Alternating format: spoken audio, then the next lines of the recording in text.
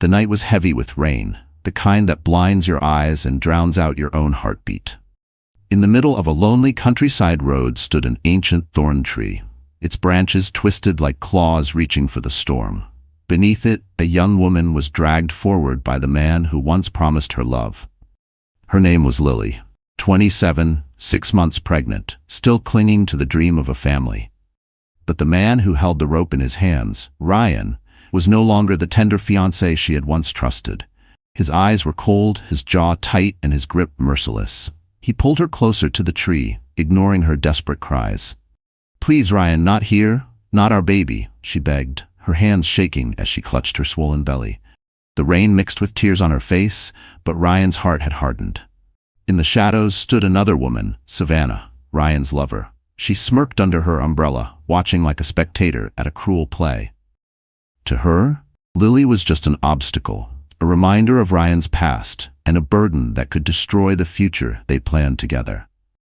Ryan threw the rope over a thick branch. His hands worked quickly, too quickly, like a man who had already rehearsed this evil act in his mind 100 times. The rough fibers cut into Lily's wrists as he tied her, and the thorn tree's sharp edges tore through her thin dress. Blood streaked down her side, staining the rainwater that pooled around her feet. Her voice cracked, filled with terror. "Ryan, I'm carrying your child. How can you do this to us?" For a moment he hesitated. A flash of doubt crossed his face, but Savannah's whisper cut through the storm. "Do it, Ryan. She'll ruin everything. End it now." His hesitation vanished. With one final pull, he tightened the knot around her neck and stepped back. The branch groaned under the weight as Lily's body was lifted, her toes scraping helplessly at the wet ground. The thorns dug deeper, her blood dripping onto the mud. The rain drowned her sobs, but her wide, pleading eyes begged for mercy that would never come from Ryan. She thought of her unborn child, of the little heartbeat she had heard at the clinic just weeks ago. She thought of the future she would never see. Darkness closed in as her vision blurred. Then, headlights. Bright, blinding, cutting through the storm. A sleek black car screeched to a halt just yards away. A tall man stepped out, his suit soaked instantly, his eyes locking on the horrifying scene. He didn't hesitate. In one swift motion, he pulled a utility knife from his pocket and ran toward the tree. The rope sliced under the blade, and Lily's body collapsed into his arms. Her breath was shallow, her blood warm against his hands. The stranger lifted her gently, shouting into the night for help. His voice was steady, commanding, the voice of a man used to saving more than just fortunes. But Ryan and Savannah were already fading into the shadows, slipping away with the storm. They thought they had escaped. What they didn't know was that the man who had just saved Lily wasn't just a passerby. He was a billionaire, and he had just witnessed everything. Lily Tran was only 27, but life had already demanded too much from her. She had left her hometown with nothing more than a suitcase, a nursing diploma, and a dream of starting a family in London. People described her as gentle, almost too gentle for the world she lived in. She worked long shifts as a community nurse, caring for the sick, the elderly, and the forgotten. Her smile was the kind of smile that could calm a frightened patient in seconds. But behind that smile was a secret pain. Her parents had passed away when she was young, leaving her without the safety net that most people relied on. She grew up fast, surviving on scholarships and part-time jobs. By the time she met Ryan, she was exhausted, longing for someone to share the weight of her lonely journey. Ryan appeared like an answer to her prayers. Handsome, charming, and ambitious, he promised her stability, love, and a future that felt almost too good to be true. He told her she deserved to be cherished, that he would never let her suffer again. For a woman who had spent years taking care of others, his words felt like sunlight breaking through a storm. When Lily discovered she was pregnant, her heart leapt with hope. She imagined tiny hands gripping her fingers, laughter filling a small apartment, and Ryan standing proudly beside her at the hospital. She thought it was the start of everything she had always wanted. But pregnancy also exposed the cracks in Ryan's mask. At first, it was small things. Controlling her phone calls, asking where she was every hour, insisting on holding the bank cards for safety. Lily told herself it was love in disguise, a man being protective. Then came the shouting, the cruel insults, the first slap that left her cheek burning for hours. He always apologized afterward, swearing it would never happen again. Still, she stayed, because she believed love was about forgiveness, because she believed her child deserved a family, because she believed Ryan could return to the man he once pretended to be. Every night she pressed her hand against her belly, whispering promises to the baby inside her. "You'll never be alone like I was. Mommy will protect you. We'll be okay." Those whispers were her only strength when Ryan's rage filled the room. The neighbors noticed the bruises. Her coworkers noticed the tired eyes. But Lily hid it all behind excuses. She didn't want pity. She didn't want shame. She wanted to believe that tomorrow would be different. The night Ryan tied the rope to that thorn tree was not the first time Lily feared for her life. But it was the first time she realized that love had turned into a weapon. Her trust had become her prison, and her silence had almost killed her. And yet, even in the darkest storm, fate sent her a stranger who cut through the rope, pulled her from death, and carried her into the possibility of a future she never dared to imagine. She thought she had lost everything that night. But what if it was only the beginning of a second chance? London was a city of opposites. In one corner, glass towers pierced the sky, glittering with power and wealth. In another, narrow streets whispered with secrets, where shadows clung to crumbling brick walls and misery hid behind closed doors. For Lily, London was both a dream and a nightmare. It was the place where she found love, and the place where that same love almost destroyed her.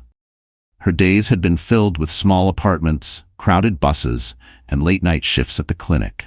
She carried her own grocery bags up 4 flights of stairs because Ryan never bothered to help. Their one-bedroom flat smelled of damp walls and stale smoke, yet Lily tried to make it a home. She placed tiny baby clothes in a drawer, painted one corner of the room soft yellow, and bought a second-hand crib she cleaned until it shined. She clung to hope in every detail, even as Ryan's anger stained the air. But just miles away, another world existed. A world Lily never thought she would enter. Gleaming penthouses overlooking the Thames, gated estates where silence felt expensive, hotel ballrooms filled with crystal chandeliers where men in tailored suits spoke in numbers and women wore diamonds like armor. That was Gabriel Whitmore's world. A billionaire who built empires from nothing, a man used to navigating boardrooms, not rescuing strangers from the jaws of death. And yet, fate had drawn his path across hers. After that stormy night beneath the thorn tree, Lily awoke in a private hospital suite, paid for in full by Gabriel. The difference was jarring. Instead of peeling paint and worn floors, she saw polished marble, soft lighting, and nurses who spoke to her with kindness instead of impatience. For the first time in months, she was treated like a person whose life mattered. Still, the storm outside had not ended. London's gray skies mirrored the turmoil in her heart. Ryan and Savannah roamed free, whispering lies and plotting escapes. The police were cautious, demanding evidence that Lily wasn't ready to relive. Neighbors gossiped in hushed tones, pitying her behind her back. Lily felt both safe and trapped. Sheltered in luxury, yet hunted by memories that refused to let go. The city became a battlefield. Every street carried the risk of seeing Ryan's face. Every phone call carried the threat of his voice. Even the quiet of night was broken by dreams of the rope tightening, the thorns tearing, the rain swallowing her screams. London was too full of ghosts. It was in this setting, between wealth and wounds, that Lily stood on the edge of 2 possible lives. One was a return to silence, where she would shrink into the background and let fear dictate her future. The other was a leap into an unfamiliar world, one where a stranger with too much power and too much kindness offered her a chance to rebuild. The city lights flickered outside her window, each one a reminder. London could crush you, or London could crown you. But Lily did not yet know that the battle between those 2 Londons would soon drag her across the ocean into a fight for justice larger than she ever imagined. Ryan Cole had once been the kind of man who could charm an entire room with nothing more than a smile. To Lily he had been safety, warmth, and the promise of a future. But the truth was far darker. Behind that polished exterior was a man drowning in debt, gambling away every paycheck, desperate for shortcuts to a life he could never build with his own hands. When Lily first told him she was pregnant, he played his role well. He kissed her forehead, promised to take care of her, and talked about painting the nursery blue or pink. But behind closed doors, the cracks appeared. He began to rage at small things: the cost of groceries, the sound of her phone buzzing, the way she looked at other men in the clinic. His jealousy wasn't love, it was control. And as the baby grew, so did his resentment. Then came Savannah. She was everything Lily wasn't: glamorous, daring, dripping with confidence. She walked into Ryan's life like a storm and whispered promises of quick money, lavish nights, and power. Unlike Lily, Savannah didn't ask for patience or sacrifice. She fed Ryan's hunger for more, but in return demanded his loyalty. She didn't want to share him with a pregnant fiancée or a child that would tie him down. Savannah's poison dripped into Ryan's ear night after night. "She's holding you back. Do you want to spend the rest of your life paying for diapers while I offer you diamonds? You have to choose, Ryan." And Ryan chose. Together, they became a dangerous pair. Savannah covered her cruelty with sweet words, but her eyes betrayed her venom. She smiled at Lily in public, even brought her gifts for the baby, while secretly plotting her downfall. Ryan, once the man who promised forever, now treated Lily like a burden chained to his leg. The plan to end it all had not been born in a single night of rage. It had been cultivated slowly, like a weed in the dark. Savannah pushed, Ryan obeyed, and both believed no one would ever find out. To them, Lily wasn't a person anymore. She was an obstacle, a problem to erase. What they underestimated was her strength, the kind of strength born from years of surviving loss. They also underestimated fate itself, which would place a billionaire's headlights on that very road at that very moment. But even after the rope was cut and Lily was saved, Ryan and Savannah didn't stop. They whispered new lies, created new schemes, and plotted from the shadows. They convinced themselves that Lily was weak, that she would never speak up, that the world would believe their version of events. They didn't know that their faces, their cruelty, their betrayal had already been seared into the memory of the man who saved her. And in the world he lived in, secrets never stayed hidden for long. Ryan and Savannah thought they had silenced Lily forever, but they had just declared war against someone far stronger than both of them combined. The first time Lily saw Ryan again after the night of the thorn tree was not in a courtroom, not in a police station. It was in public, under lights that exposed every wound. She had been persuaded by Gabriel's lawyer to attend a small charity dinner, a safe event where she could quietly observe and perhaps gather courage. She wore a simple dress borrowed from one of the foundation's staff, her hair tied back, trying to blend into the background. But fate had other plans. Ryan arrived at the same event, arm in arm with Savannah, both dressed like royalty. He wore a sharp suit, his arrogance polished back into place, as if he had never touched a rope in the rain. Savannah sparkled in a crimson gown, her laughter echoing across the hall like a knife scraping glass. To the crowd, they looked like a powerful couple, a vision of success. To Lily, they were the ghosts of a nightmare she was still fighting to survive. She froze when she saw them. Her breath caught, her heart hammered. Gabriel noticed immediately, his hand gently resting on the table near hers, a silent shield. But Ryan saw her too, and instead of shame, his face twisted into a cruel grin. He raised his glass in her direction, a mocking toast. Savannah leaned in close to whisper something in his ear.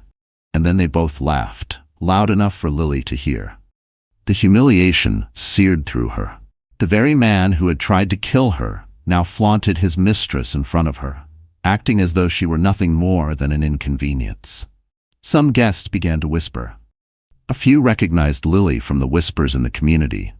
The pregnant woman who had vanished from her flat. The rumors of police involvement. But Ryan was quicker with his story. He strutted across the room, Savannah on his arm, and greeted Lily like an old friend. "Lily, you look alive. I mean, well," he said, his voice dripping with sarcasm. The words hit harder than any slap. Her throat tightened, but she refused to cry. Savannah added her poison, her smile sharp. "Oh, Lily, I do hope you're recovering. Such fragile women shouldn't wander around alone at night, don't you think?" The guests chuckled nervously, unsure of what game they were witnessing. Lily felt the weight of their stares, the pity, the doubt. For a moment she wanted to run, to disappear. But then she felt Gabriel's presence beside her, steady, unflinching. His voice cut through the tension. "Mr. Cole," Gabriel said, his tone calm but firm, "perhaps you should choose your words more carefully in a room full of witnesses." Ryan's grin faltered, just slightly, but his pride forced him to hold it. He clinked his glass against Savannah's and walked away, leaving behind the echo of humiliation that clung to Lily's skin. She sat frozen, tears burning but refusing to fall. In that moment, she realized the battle wasn't only about survival, it was about dignity. Ryan wanted to crush her spirit in public, to make her doubt her worth. But he hadn't counted on the fact that humiliation could also spark fire. That night, Lily vowed that she would no longer be silent, because silence had almost killed her once before. The humiliation from the charity dinner clung to Lily like a second skin. No matter how many showers she took, she couldn't wash away the sting of Ryan's words or Savannah's mocking smile. That night, back in the quiet of her safe apartment, she finally broke. She sat on the edge of her bed, her hands covering her face, rocking back and forth as silent sobs shook her shoulders. The images replayed in her mind: Ryan's smug toast, Savannah's cruel whisper, the way the guests looked at her like she was fragile glass about to shatter. She whispered to herself over and over, "Why didn't I just disappear? Why didn't I die under that tree? Maybe that would have been easier." The guilt clawed at her chest. She had lost her child, the one innocent life that had given her purpose. She had nothing left to show for the pain she endured. No nursery, no family, only scars that no one could see. She pressed her hand to her stomach, still flat from the miscarriage, and the emptiness nearly suffocated her. In the bathroom, she stared at her reflection in the mirror. The woman who looked back at her was unrecognizable. Hollow eyes, trembling lips, a ghost of who she used to be. She whispered, "You're weak. You let him take everything." The words cut her deeper than Ryan's insults ever had. For hours, she sat in darkness, curtains drawn, phone turned off. She ignored Gabriel's calls, ignored the knocks on her door from the nurse who checked in daily. She didn't want comfort. She didn't want hope. Hope had betrayed her before. What she wanted, what she thought she deserved, was to sink into silence forever. But pain has a way of forcing truth into the open. At the lowest point of her despair, Lily crumpled to the floor, her body shaking. And there, with no one watching, she finally screamed. A scream so raw, so broken, it echoed against the walls and tore from the deepest part of her soul. It was the sound of years of loss, months of abuse, and the unbearable grief of losing her baby. When the scream faded into sobs, she lay on the floor, drained. For the first time, she admitted to herself, "I can't fight this alone." Later that evening, Gabriel returned, worried after she ignored him all day. He found her sitting in the dark, knees pulled to her chest. Without a word, he sat down beside her, not touching her, not pushing her, just being there. His silence was stronger than any speech. At last, Lily whispered, "I don't know who I am anymore. I don't know how to keep going." Her voice cracked like glass. Gabriel looked at her, his expression steady. "Then let me hold the weight until you can. You don't have to carry this alone." She wanted to argue, to push him away, but she was too tired. For the first time in months, she let someone's presence fill the void. And in that quiet moment, a faint flicker stirred deep inside her. She didn't know it yet, but this collapse was not the end. It was the breaking point that would force her to rise again. The collapse had nearly swallowed Lily whole, but from the ashes of her despair came something she never expected: truth. And truth, no matter how painful, had the power to change everything. It began with a knock on her apartment door. She hesitated, heart racing, but when she opened it, Gabriel's lawyer stood there holding a folder. His face was serious, his tone calm but heavy.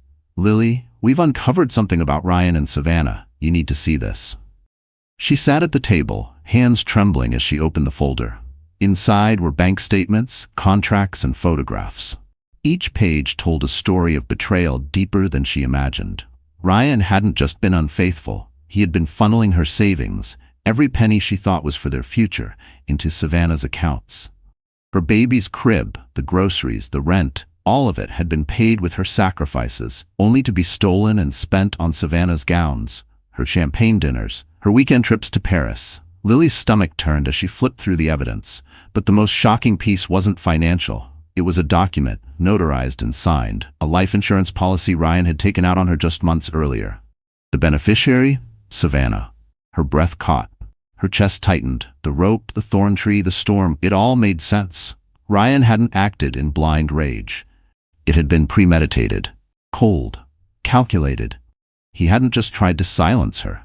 He had tried to cash in on her death. Her hands shook as she whispered, "He planned to kill me. For money." Tears welled in her eyes, but this time they weren't from weakness.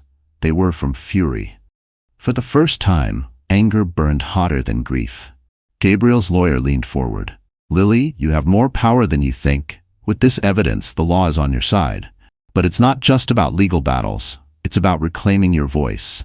Gabriel, who had been silent until then, finally spoke. His voice was steady, almost fierce.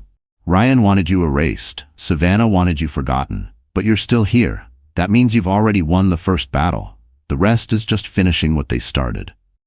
For hours, Lily stared at the documents. Every detail was another knife, but also another piece of armor. She wasn't just a victim anymore. She was the only one who could expose their lies. Late that night, she sat alone, the folder open before her. She pressed her hand against her stomach, remembering the child she had lost. Grief still clawed at her, but now it mingled with something sharper. "They stole my baby. They stole my trust. They will not steal my future," she whispered to the empty room. The next morning, she made a decision. She called the lawyer. Her voice no longer trembled. "I'm ready. Tell me what I have to do." The woman who once begged for mercy was gone. In her place stood someone who had nothing left to lose, and that made her more dangerous than Ryan and Savannah could ever imagine. The decision to fight was the first step. The transformation came next. For weeks, Lily had been the picture of fragility, soft-voiced, hunched shoulders, hiding behind oversized sweaters as if to make herself invisible. But once she chose to reclaim her future, everything began to shift. Gabriel understood the importance of appearances in a world where perception was power. He arranged for Lily to meet with a stylist, not for vanity, but for armor. When she first walked into the boutique, she felt out of place among the rows of tailored suits and elegant gowns. She whispered, "I don't belong here." The stylist, an older woman with kind eyes, smiled gently. "My dear, every woman belongs in clothes that remind her of her strength. Let's find yours." For hours, they worked together. They chose fabrics that flowed but didn't hide her frame, colors that reflected resilience instead of sorrow. When Lily looked in the mirror afterward, she hardly recognized herself. Gone was the girl with hollow eyes and trembling lips. Staring back was a woman who had survived the storm. The changes weren't only external. Gabriel insisted she meet with a counselor specializing in trauma. At first, Lily resisted, talking about the rope, the thorns, the blood. It felt unbearable. But little by little, she found release in words.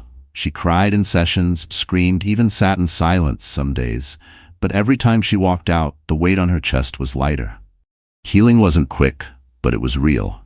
She also began training her voice. Gabriel introduced her to a speech coach, someone who worked with survivors learning to testify in court. Lily practiced speaking clearly, refusing to let her voice crack under pressure. The first time she read her own statement out loud, her hands trembled. But she finished it. By the fifth time, her voice carried like steel. Outside of therapy and preparation, Lily began building small pieces of normal life again. She started cooking meals instead of ordering takeout, reading bedtime stories to the child she had lost as if he could still hear her. At night, she wrote letters to her baby in a journal. Letters full of hope, anger, forgiveness, and love. It became her ritual, her way of remembering without being destroyed. One evening, Gabriel walked into the safe apartment and paused. Lily was standing by the window, hair styled, shoulders straight, wearing a navy dress that highlighted the fire in her eyes. She turned to him, holding the folder of evidence. "I'm not scared of them anymore," she said. "They should be scared of me." For a long moment, Gabriel just looked at her. Then he nodded.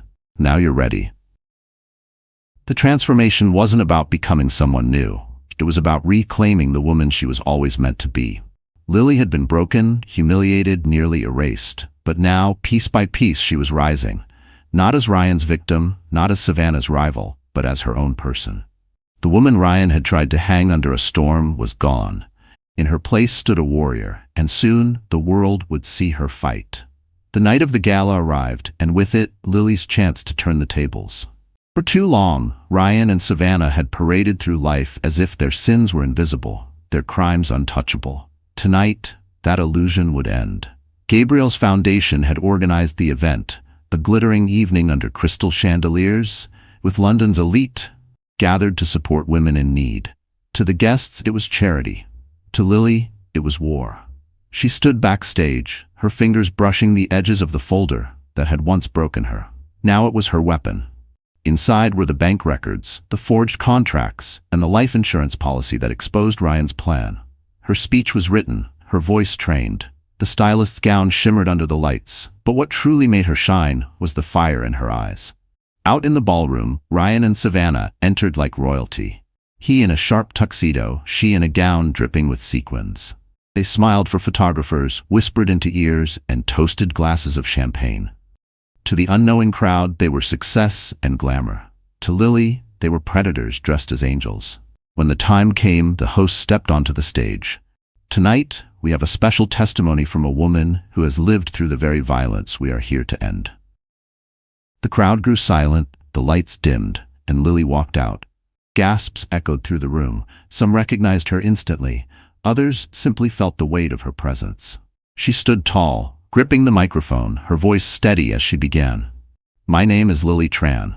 I was once a fiancée, once expecting a child, once filled with dreams of family. But love can be poisoned and trust can be twisted. The man I trusted most led me to a thorn tree on a stormy night and tried to erase me. Murmurs rippled across the room. Ryan's smile faltered. Savannah squeezed his arm, whispering urgently. But Lily continued, her words cutting through the silence. He didn't just betray me, he stole from me.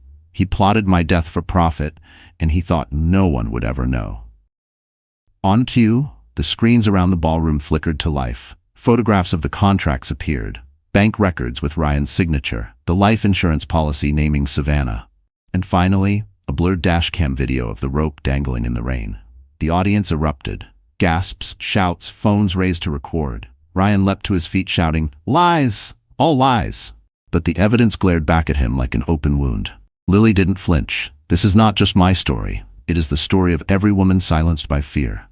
Tonight, I refuse silence. Tonight, I claim my dignity. Applause thundered through the hall. Some guests stood, clapping, shouting her name. Ryan's face drained of color, Savannah's eyes darting for an exit. But the walls had closed in. Police officers, already briefed, stepped forward through the crowd. As Ryan tried to push past, Lily's voice rang out one last time. You tried to bury me, Ryan, but you forgot I was a seed. And in that instant, the predator became prey, and the whole world witnessed his fall. The echoes of the gala still rang in Lily's ears long after the lights dimmed and the crowd dispersed. Ryan had been taken away in handcuffs, his arrogance stripped in front of the very people he once tried to impress. Savannah's mask had crumbled too, her desperate tears failing to erase the image of her greed splashed across every screen in the ballroom. Justice had finally begun its march. But for Lily, the story did not end with their downfall. The real ending, the one she had been waiting for her whole life, was about beginning again. In the weeks that followed, she focused not on revenge but on healing. Gabriel's foundation offered her resources, but it was Lily's own determination that carried her forward. She continued therapy, facing the scars that no one else could see. She wrote letters to her unborn child every night, not with grief anymore, but with gratitude. You saved me, she wrote in one. Because of you, I learned I was stronger than the darkness. Slowly, she built a new rhythm. She enrolled in classes, training to become an advocate for women like herself. She walked into shelters, not as a patient but as a mentor, telling survivors, you are not broken, you are not weak. You are still here, and that means you still have power. Every time she spoke those words, her voice grew firmer, and her heart grew lighter. Gabriel remained by her side, not as a savior, but as a partner. He admired her strength, never pushing her to move faster than she was ready. Their bond grew not out of pity, but out of respect. One evening, as the sun set over the New York skyline, he held her hand and said, Lily, you taught me that money builds walls, but courage breaks them. I don't want to just protect you. I want to walk this life with you. Her heart trembled, not with fear this time, but with hope. She accepted his proposal, not as a desperate woman clinging to rescue, but as a survivor choosing love on her own terms. Months later, she discovered she was pregnant again. This time with a man who celebrated every heartbeat, every flutter, every dream of the child they would welcome together. On the day she gave birth, Gabriel held her hand in the hospital room. As the cries of their newborn filled the air, tears streamed down Lily's face. She whispered to her baby, "You will never know fear the way I did. You will grow up in light, not in shadows." The world outside had not forgotten her story. News outlets replayed her testimony, and women across the globe wrote to her, thanking her for being brave enough to speak. She became a symbol, not of tragedy, but of triumph. And as for Ryan and Savannah, their fate was sealed. Convicted of fraud, attempted murder, and conspiracy, they faced years behind cold prison walls. The glamorous life they once flaunted was gone, replaced by silence and regret. Standing on a stage months later, holding her child, Lily delivered her final message. "They tried to bury me, but I grew roots." To every woman listening, never forget, you are stronger than the storm. And with those words, the chapter closed, not in sorrow, but in radiant victory. For a while, Lily believed the storm had finally passed. With Gabriel by her side and their newborn in her arms, life seemed to blossom again. The nightmares came less often, the tears fewer. Her days were filled with the sweet chaos of motherhood, the midnight feedings, the tiny socks scattered across the floor, the laughter that reminded her of why she had fought so hard to survive. But shadows have a way of lingering, even after justice seems served. One morning, as she strolled with her baby in Central Park, she noticed a man on a bench watching her too closely. He wore a hood pulled low, but when the wind lifted it for a brief second, her stomach dropped. The eyes. She knew those eyes. It was one of Ryan's old gambling associates, a man who had once threatened Ryan in front of her. He quickly turned away, but the message was clear. Her past wasn't finished with her. That evening, Gabriel received a call from his lawyer. Ryan is trying to appeal his sentence. He claims he was manipulated, that Savannah orchestrated everything. The lawyer sighed. "It's desperate, but his connections in London are still whispering. We can't underestimate him." The news struck Lily like a cold blade. Ryan, behind bars, was still clawing for control. Even stripped of power, he managed to infect her peace. For the first time since the trial, she felt the old fear crawling up her spine. She hugged her baby tighter that night, whispering, "He will never touch you. Not ever." But fear wasn't the only shadow returning. Savannah, too, had begun to maneuver. Though she had received a lighter sentence for cooperating, her bitterness grew in silence. She blamed Lily for the collapse of her empire, her wealth, and her health. And though she no longer had diamonds on her fingers or servants at her call, she still had cunning. One afternoon, while Gabriel was away on business, Lily received a letter slipped under her door. The handwriting was sharp, almost carved into the paper. It read, "You may have won once, but the game isn't over. Enjoy your new life while it lasts." Her hands shook as she read it, but instead of tearing it apart, she placed it carefully into the folder with the rest of the evidence from her past. She knew better now. Fear would not silence her this time. Proof was her weapon, and she would gather every piece. When Gabriel returned, she showed him the note. His jaw tightened. "Then we'll be ready. Whatever they try, we'll meet it head on." That night, as the city lights glowed outside their window, Lily sat by the crib watching her baby sleep. Shadows still circled her life, yes. But this time, she was not the trembling woman who once begged for mercy under a thorn tree. She had faced death and humiliation and walked back into the light. Ryan and Savannah thought they could haunt her forever. What they didn't realize was that Lily was no longer their prey. She was the storm they could never outrun.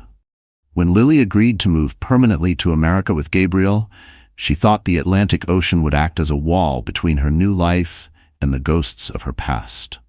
She wanted to believe that miles of water could drown Ryan's threats and Savannah's bitterness. In many ways, America did feel like a fresh chapter. New streets, new faces, and a sense of possibility she had never known before. But trouble has a way of crossing oceans, no matter how far you run. Life in New York started bright.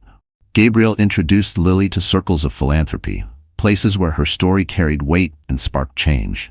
She spoke quietly at shelters, shared her testimony with survivors, and began planting seeds for the Rainlight Foundation, an organization she hoped would one day give women a safe path out of violence. Yet beneath the promise of this new beginning, unsettling reminders surfaced. A letter arrived at their Manhattan apartment, postmarked from London, the ink smudged by travel. Inside was a single line: "Oceans can't hide you." Gabriel pressed the letter flat against the table, his jaw set. "This is Ryan, or someone tied to him," he said. "But he's behind bars, which means Savannah still has her claws in play." Lily felt the tremor of fear creep into her chest, but she refused to let it dominate her. Instead, she placed the letter in her evidence folder, the same folder that had once exposed Ryan's crimes. Proof wasn't just protection, it was preparation. Days later, while attending a gala in Boston, Lily noticed a familiar figure at the edge of the crowd. A woman with fiery hair and sharp eyes, watching but not approaching. Savannah. Their gazes locked across the room, and though Savannah smiled politely, there was venom behind the curve of her lips. It was a warning. "I crossed the ocean too." That night, Gabriel's legal team confirmed it.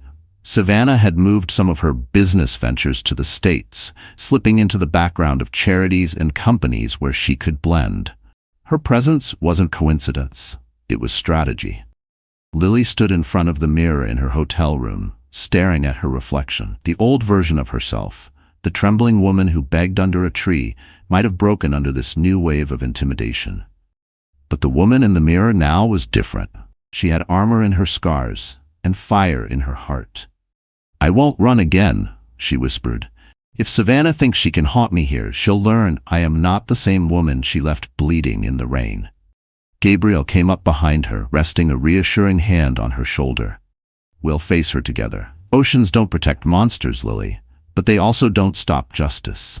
And so, in the very country where Lily had hoped for peace, the next chapter of her battle began. This time, it wasn't about survival. It was about drawing the line once and for all. The Atlantic had carried more than Lily's hopes to America. It had carried her enemies, and soon their collision would shake both continents. For a brief time, Lily believed she could shield her new life in America from the storms of the past. Their Manhattan apartment became her sanctuary, a place filled with baby laughter, late-night lullabies, and Gabriel's steady presence. The walls echoed with love, not violence, and for once she could breathe without fear. But safety, she soon discovered, was fragile. One afternoon, while taking her baby for a walk in Central Park, Lily paused to adjust the stroller blanket. When she looked up, she froze. A woman she didn't recognize was standing a few feet away, staring too intently at her child. The woman smiled thinly before slipping into the crowd. Lily brushed it off as paranoia, but unease gnawed at her. That evening, a package arrived at their door with no return address. Inside was a single baby rattle, identical to the one she had lost during the night of the thorn tree. Her hands shook as she held it, memories flooding back like a tidal wave. A note was tucked beneath. "We remember. Do you?" Gabriel immediately called security. The building staff reviewed the cameras but saw only a blurred figure leaving the package at the lobby desk. Too vague to trace. Still, the message was clear. Someone had found their supposed safe haven. Lily's nights grew restless. She began waking at the slightest noise, rushing to her child's crib to ensure he was still breathing. She checked locks twice, sometimes 3 times, before lying down. The terror she thought she had buried clawed its way back, whispering that her enemies were closer than she dared to admit. One evening, while rocking her baby to sleep, she whispered, "I won't let them hurt you. I'll burn the world before I let them touch you." But even as she spoke the words, fear tightened around her like chains. Gabriel noticed the toll. "Lily," he said gently, taking her hand, "you are not alone in this. They want you afraid, but fear is their weapon, not yours. We will strengthen our defenses. We will fight smarter." True to his word, he increased security, installed new systems, and placed trusted guards near their home. But Lily knew no wall was unbreakable. What haunted her most wasn't just the threat. It was the knowledge that Savannah was ruthless, and Ryan's influence still reached beyond prison bars. The breaking point came one rainy night when a stone crashed through their living room window. Shards scattered across the floor. Wrapped around the stone was a note: "Your child will never know peace. Neither will you." Lily clutched her baby, her body trembling, but her eyes burned with something different this time. Anger. "They think I'm still the woman they left hanging," she told Gabriel through clenched teeth. "They're wrong. I won't let them win." The safe haven had been shattered, but in its ruins, Lily felt a dangerous resolve. This time, she would not just defend. She would strike back. Savannah Cole, or rather Savannah Blake before she attached Ryan's name to hers, had built her life on appearances. She knew how to glide through rooms with her head high, her lips painted in perfect red, her laughter timed like music. In London, she had played the role of the glamorous mistress. In New York, she reinvented herself as a businesswoman, weaving her way into charity boards and fashionable social circles. To the world, she was polished elegance. But behind closed doors, her empire was nothing more than smoke and mirrors. The truth was that Savannah was drowning. The fraud charges she narrowly escaped in London had followed her across the Atlantic, whispering in the ears of investors and sponsors. Her American ventures looked glossy on the surface: charities, consulting firms, luxury partnerships, but the finances underneath were crumbling. Lawsuits loomed, debts grew, and every time she saw Lily's name appear in the media as a survivor-turned-advocate, rage twisted her insides. She hated Lily. Not just for exposing Ryan, not just for surviving what should have killed her, but for becoming something Savannah could never be: respected, loved, believed. One evening, in her rented penthouse that still smelled of fresh paint and desperation, Savannah hurled a glass of wine against the wall. Her assistant froze. "Ma'am, are you—" "Get out," Savannah snapped, her composure shattering. Alone, she stared at her reflection in the dark window. For a moment, she didn't see the glamorous woman she had crafted. She saw cracks, lines of fear, a mask slipping. Her phone buzzed. It was a message from a blocked number. "She's not afraid anymore. Do something before she takes everything." Savannah's jaw tightened. She didn't know if it came from Ryan's allies or someone else in their decaying network. But the meaning was clear. If Lily's influence kept growing, Savannah's world would collapse.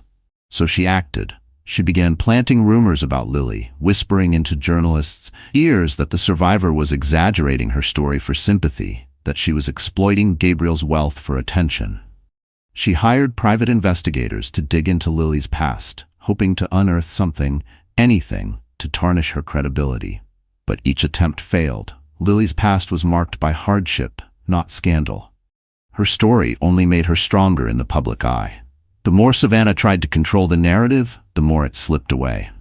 At a charity brunch in Manhattan, she overheard two women whispering, "Savannah Blake? Isn't she the one connected to that scandal in London?" "Yes, I heard she nearly went to prison. Honestly, how is she still sitting on these boards?" The words sliced her like blades. For the first time, Savannah realized the mask she had worn for years was cracking in front of everyone. She wasn't admired anymore. She was doubted, pitied, even despised. That night, she sat alone, staring at her empty wine glass. The image of Lily, standing strong, holding her child, applauded by crowds, burned in her mind. Savannah whispered to herself, "If she destroys me, I'll take her down with me." Savannah's mask had cracked, and beneath it lay a woman with nothing left to lose. And that made her more dangerous than ever. After weeks of threats, broken windows, and sleepless nights, the storm seemed to quiet. Gabriel's security team doubled their patrols, and the police followed up on the evidence Lily had given them. For the first time in months, she could take her baby for a walk without her chest tightening in fear. The city streets looked different in the sunlight. For a moment, she dared to believe the nightmare was finally loosening its grip. Her days settled into a gentle rhythm. Morning feedings, stroller walks in Central Park, late-night talks with Gabriel over cups of tea. She began to laugh again, not the brittle kind that hides pain, but laughter that rang honest and light. Her son giggled back at her, tiny hands reaching for her face. Each sound reminded her that life still offered joy, that she was capable of happiness after all. One afternoon, while folding baby clothes, Lily caught her reflection in the mirror. She barely recognized herself, not because of exhaustion, but because of strength. The haunted woman who once hid behind shadows was fading. In her place stood a survivor, a mother, a woman who had fought death and come back stronger. She whispered to her reflection, "Maybe we're safe now." Gabriel shared her hope.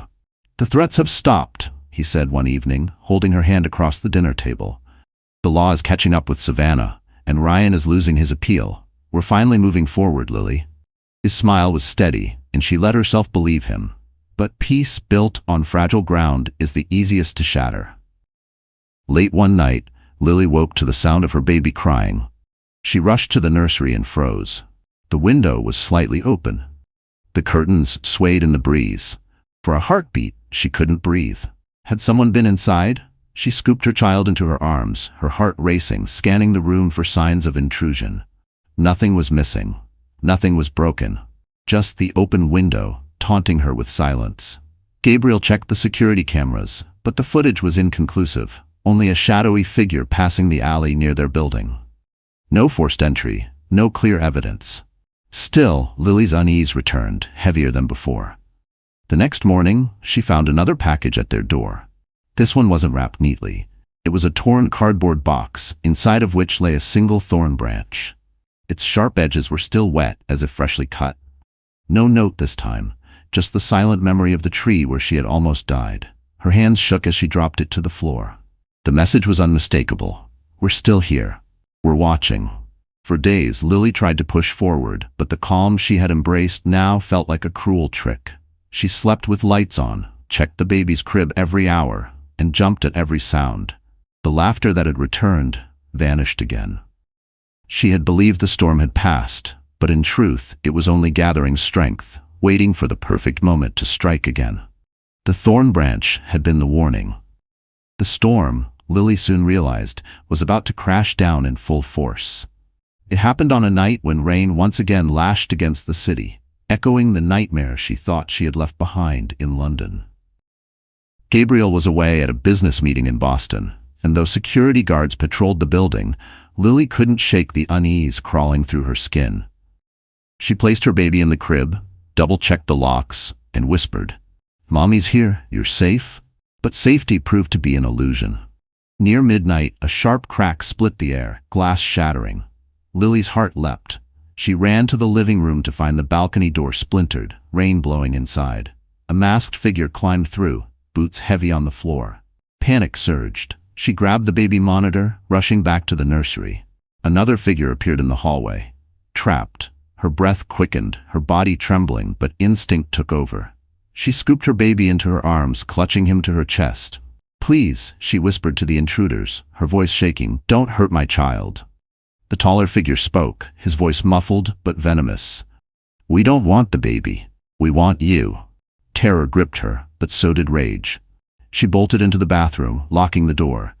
With trembling fingers, she dialed Gabriel, whispering frantically, "Someone's in the apartment. Please, help me." His voice was urgent but calm.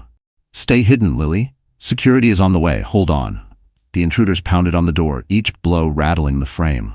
Her baby cried louder, the sound slicing her heart. She pressed her forehead against his, whispering, "I won't let them take me. I promise you." Suddenly the pounding stopped. Silence. Too much silence. She held her breath. Then smoke began seeping under the door. The acrid smell burned her throat. Fire. They had lit something outside to flush her out. She coughed, clutching her child tighter. Desperation surged. With no other option, she smashed the bathroom window with a porcelain lid, shoving shards aside. Rain poured in, wind howled, but the fire behind her left no choice. She climbed onto the ledge, her baby pressed against her chest. Below, sirens wailed. Security guards shouted. A spotlight swept upward, catching her terrified figure against the storm. "Lily! Jump, we'll catch you." She hesitated, the city spinning beneath her. Fear screamed that she couldn't. But then she remembered the rope, the thorn tree, the night she had almost died. She had survived once. She could survive again. With a cry that tore from her soul, she leapt. Strong arms caught her. She collapsed to the ground, clutching her wailing baby. The masked figures fled into the storm, disappearing before police could catch them. Gabriel arrived moments later, drenched, pulling her into his arms. She sobbed against his chest, every muscle shaking. "They'll never stop. They'll keep coming until I'm gone." Gabriel's grip tightened, his voice fierce. "Then we'll stop them first." The storm had broken, but Lily was no longer just running. She was preparing for war. The attack on the apartment left Lily shaken but not broken. Police swarmed the building, journalists camped outside, and whispers spread quickly across New York's upper circles. Who would dare target Gabriel Whitmore's family? Everyone had theories, but Lily knew the truth. The shadows behind Ryan and Savannah were still reaching for her. Gabriel's legal team pushed for stronger charges. His security team tightened their grip. But no matter how many cameras or guards surrounded Lily, she carried a gnawing certainty. Savannah wasn't done. Then came the call that changed everything. It was a Tuesday morning, gray and drizzling. Gabriel's assistant handed Lily a phone. "Someone insists on speaking to you. She says it's about Savannah." Lily hesitated, her pulse quickening. "Who?" A quiet, nervous voice came through the line. "My name is Claire. I used to work for Savannah. Please, you don't know me, but I know you, and I know what she's planning." Lily's breath caught. "Why are you calling me?" "Because I can't watch her destroy another life. Not again." They met in a small cafe in Brooklyn, far from the glitter of Manhattan. Claire was younger than Lily expected, barely 30, with tired eyes that spoke of years of secrets. She stirred her coffee without drinking it, her hands trembling. "She used me," Claire began. "I managed her accounts, her fake charities, her payoffs. I saw everything. After London, she promised it would be different here. But it's worse. She's desperate, and desperate people are dangerous." Lily leaned forward. "Did she send those men to my apartment?" Claire's lips pressed tight, then she nodded. "Yes, and she won't stop. She told them to leave a mark, to make you fear her. She thinks if you disappear, her past will vanish too." The words chilled Lily, but they also ignited her anger.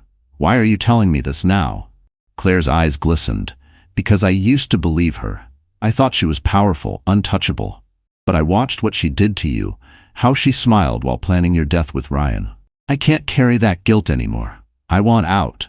And you're the only one strong enough to bring her down." From her bag, Claire slid a flash drive across the table. "These are her files. Emails, transfers, recordings. Enough to prove everything. If you use this, she's finished." Lily stared at the small piece of plastic. It was the kind of evidence survivors dreamed of, proof that couldn't be silenced. But it also came with risk. Claire's eyes darted nervously around the cafe. "If she finds out I gave this to you, she'll come for me too." Lily placed her hand gently over Claire's. "Then you're not alone anymore. She can't scare us into silence. Not me, not you." For the first time, Claire smiled faintly, relief softening her face. As they left the cafe, Lily felt the weight in her pocket, the flash drive, heavy with truth. For years, Savannah had worn her mask, but now cracks had become fractures. And with this unexpected ally, Lily finally held the weapon to shatter Savannah's empire once and for all. The flash drive sat on the table like a ticking bomb. Lily, Gabriel, and his legal team gathered in the quiet of his study, the storm outside rattling the windows. With a single click, the files opened, and Savannah's carefully built empire began to unravel before their eyes. Emails scrolled across the screen, cold, calculated instructions, payments to hired men, transfers disguised as charity donations, wire receipts showing money siphoned from London to New York, and worst of all, recordings. The first voice was unmistakable, Savannah's, smooth, commanding, dripping with cruelty. "She's weak, terrified. A rope once didn't finish her, but fear will. Keep the pressure on. I want her broken." Lily's stomach twisted, but she forced herself to keep watching. The truth, no matter how painful, was her weapon. Another recording played, Savannah whispering to Ryan months earlier. "If she's gone, no one will question it. You'll get the payout. I'll clean the rest. Together, we'll be untouchable." The room fell silent. Gabriel's lawyer leaned back, stunned. "This isn't just evidence. This is her confession. With this, the authorities can dismantle everything she's touched." But Lily wasn't satisfied with private victories. Savannah had humiliated her in public, stripped her dignity, and nearly cost her life. Now Lily knew the only fitting end was for Savannah's mask to be torn off before the same kind of audience she once charmed. A plan was set. Gabriel's foundation was hosting another high-profile charity gala, this time broadcasted live. It would be the perfect stage. The night of the event, Savannah arrived in glittering silver, her smile polished, her mask seemingly intact. She floated through the crowd, shaking hands, whispering her rehearsed lines. To the guests, she was a woman of influence. To Lily, she was a snake slithering through borrowed glamour. When the speeches began, Gabriel took the stage. His tone was steady, his words deliberate. Tonight, we honor survivors. But survival also means exposing the predators who hide among us. He gestured toward the screens behind him. One by one, Savannah's emails appeared, her payments, her schemes, her cruel words. Gasps echoed through the ballroom. Cameras zoomed in on her face, catching the flicker of panic as she tried to maintain composure. "No, these are fabricated," she shouted, her voice cracking. "This is slander." But then the recording played, her own voice filling the hall. "She's weak, terrified. A rope once didn't finish her, but fear will." The crowd erupted, some turned away in disgust, others filmed the spectacle, broadcasting her downfall across social media. Savannah's mask shattered in real time, her once perfect reputation collapsing into ash.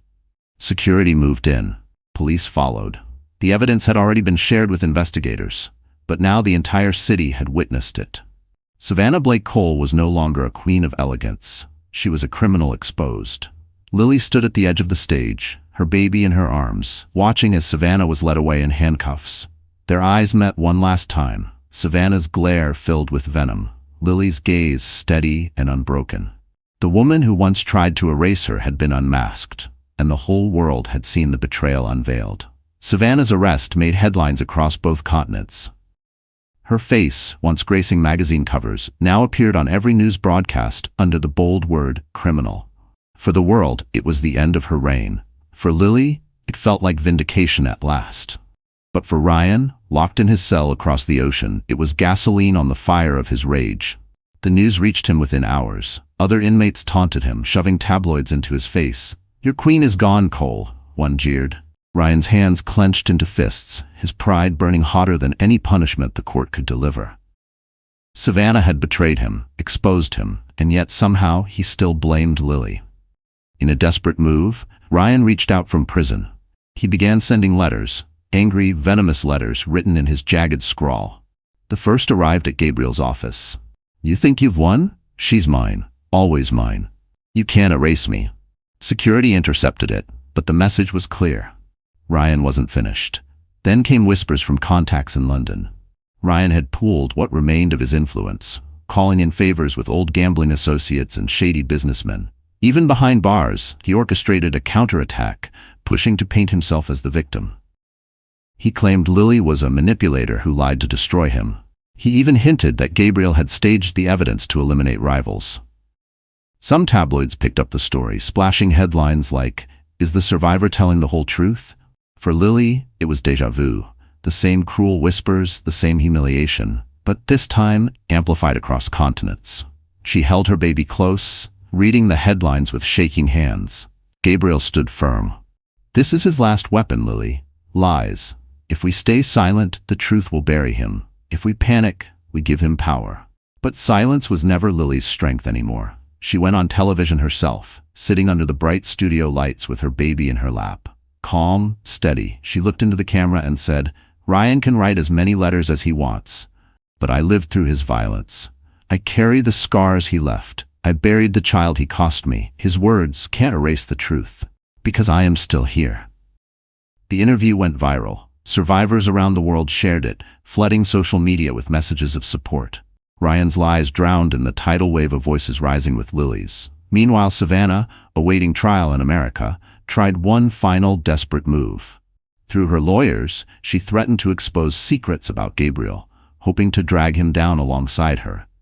But Claire, the former assistant, stepped forward again, testifying under oath that Savannah had fabricated every claim. Savannah's credibility shattered completely. Cornered, stripped of power, both Ryan and Savannah raged like wounded animals. Their counterattack had failed, but their desperation made them more unpredictable than ever. Lily stood on her balcony one night, the city lights glowing below. She whispered to the night, "You tried to destroy me with fear, but fear no longer lives here." Ryan and Savannah had played their final cards, but in their desperation, they had only tightened the chains of their own downfall. The counterattacks had failed, but Lily and Gabriel knew better than to underestimate their enemies. Ryan's rage behind prison walls and Savannah's venom in court were dangerous enough. What made them deadly was desperation. Desperate people took reckless risks, and reckless risks could still shatter lives.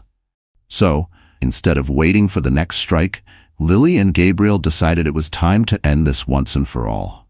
No more running, no more defense. They would set the trap themselves. The plan began with Gabriel's influence. His foundation announced an international summit on justice and survivor advocacy, to be hosted in New York and broadcast worldwide. It promised to gather leaders, activists, and survivors in one place. But hidden beneath the polished speeches and glittering lights was a quieter purpose: to flush out the last remnants of Savannah's network. Claire, the former assistant who had turned ally, played a key role. She agreed to communicate with Savannah's remaining contacts, feeding them carefully crafted information. Lily will be there. Vulnerable. Surrounded by cameras but easy to reach backstage, she whispered into phone calls that were all being recorded. Every word was bait. Days before the summit, Gabriel's team picked up chatter. Savannah, still on bail but monitored, had reached out to her old associates. The trap was working. They thought this would be their chance to humiliate Lily, maybe even silence her once and for all. The night of the event arrived. Lily stood backstage, her gown elegant yet strong, her baby safe at home under heavy guard. Her heart pounded, but not with fear. This time it was anticipation. She knew the danger was real, but she also knew she wasn't alone. As speeches began, guests applauded, cameras flashed, and the world watched. In the shadows, two men tried to slip into restricted areas. They carried forged passes, their movements caught on hidden cameras. Lily spotted them from backstage monitors. For a moment, her breath caught, memories of masked intruders flooding back. But then she steadied herself. This wasn't the past repeating, this was the trap closing. Security swept in, quiet but swift. The men were restrained, their pockets full of Savannah's instructions, handwritten notes promising payment for a job done right. Within minutes, police led them out in handcuffs. The entire attempt had been caught on camera, proof of Savannah's continuing crimes. When it was Lily's turn to step on stage, she didn't waver. Looking out at the packed audience, she said clearly, "Tonight was supposed to be about justice, and it still is. Because justice isn't only found in courts, it's found when we refuse to live in fear. Some tried to silence me again tonight, but fear no longer rules my life." The crowd rose to their feet, applause thunderous, cameras capturing her words live across the world. And in that moment, Savannah's last threads of power unraveled completely. The trap had been set, the net had closed, and for the first time, Lily felt the weight of her enemies finally breaking beneath the truth. Savannah had always believed she was untouchable. She thought beauty could shield her, that charm could confuse, and that lies could bury the truth.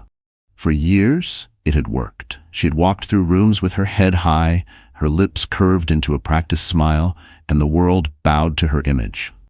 But when the trap snapped shut at the summit, her mask finally shattered beyond repair. The men she had hired were caught on live cameras. The notes in their pockets, the recordings from Claire, the bank transfers, all of it tied directly back to Savannah. The prosecution barely needed to lift a finger. The evidence spoke for itself. Her trial became one of the most watched in America. Every day, reporters filled the courthouse steps, their microphones chasing headlines. "The Mistress of Deceit," one paper called her. "From diamonds to dirt," another sneered.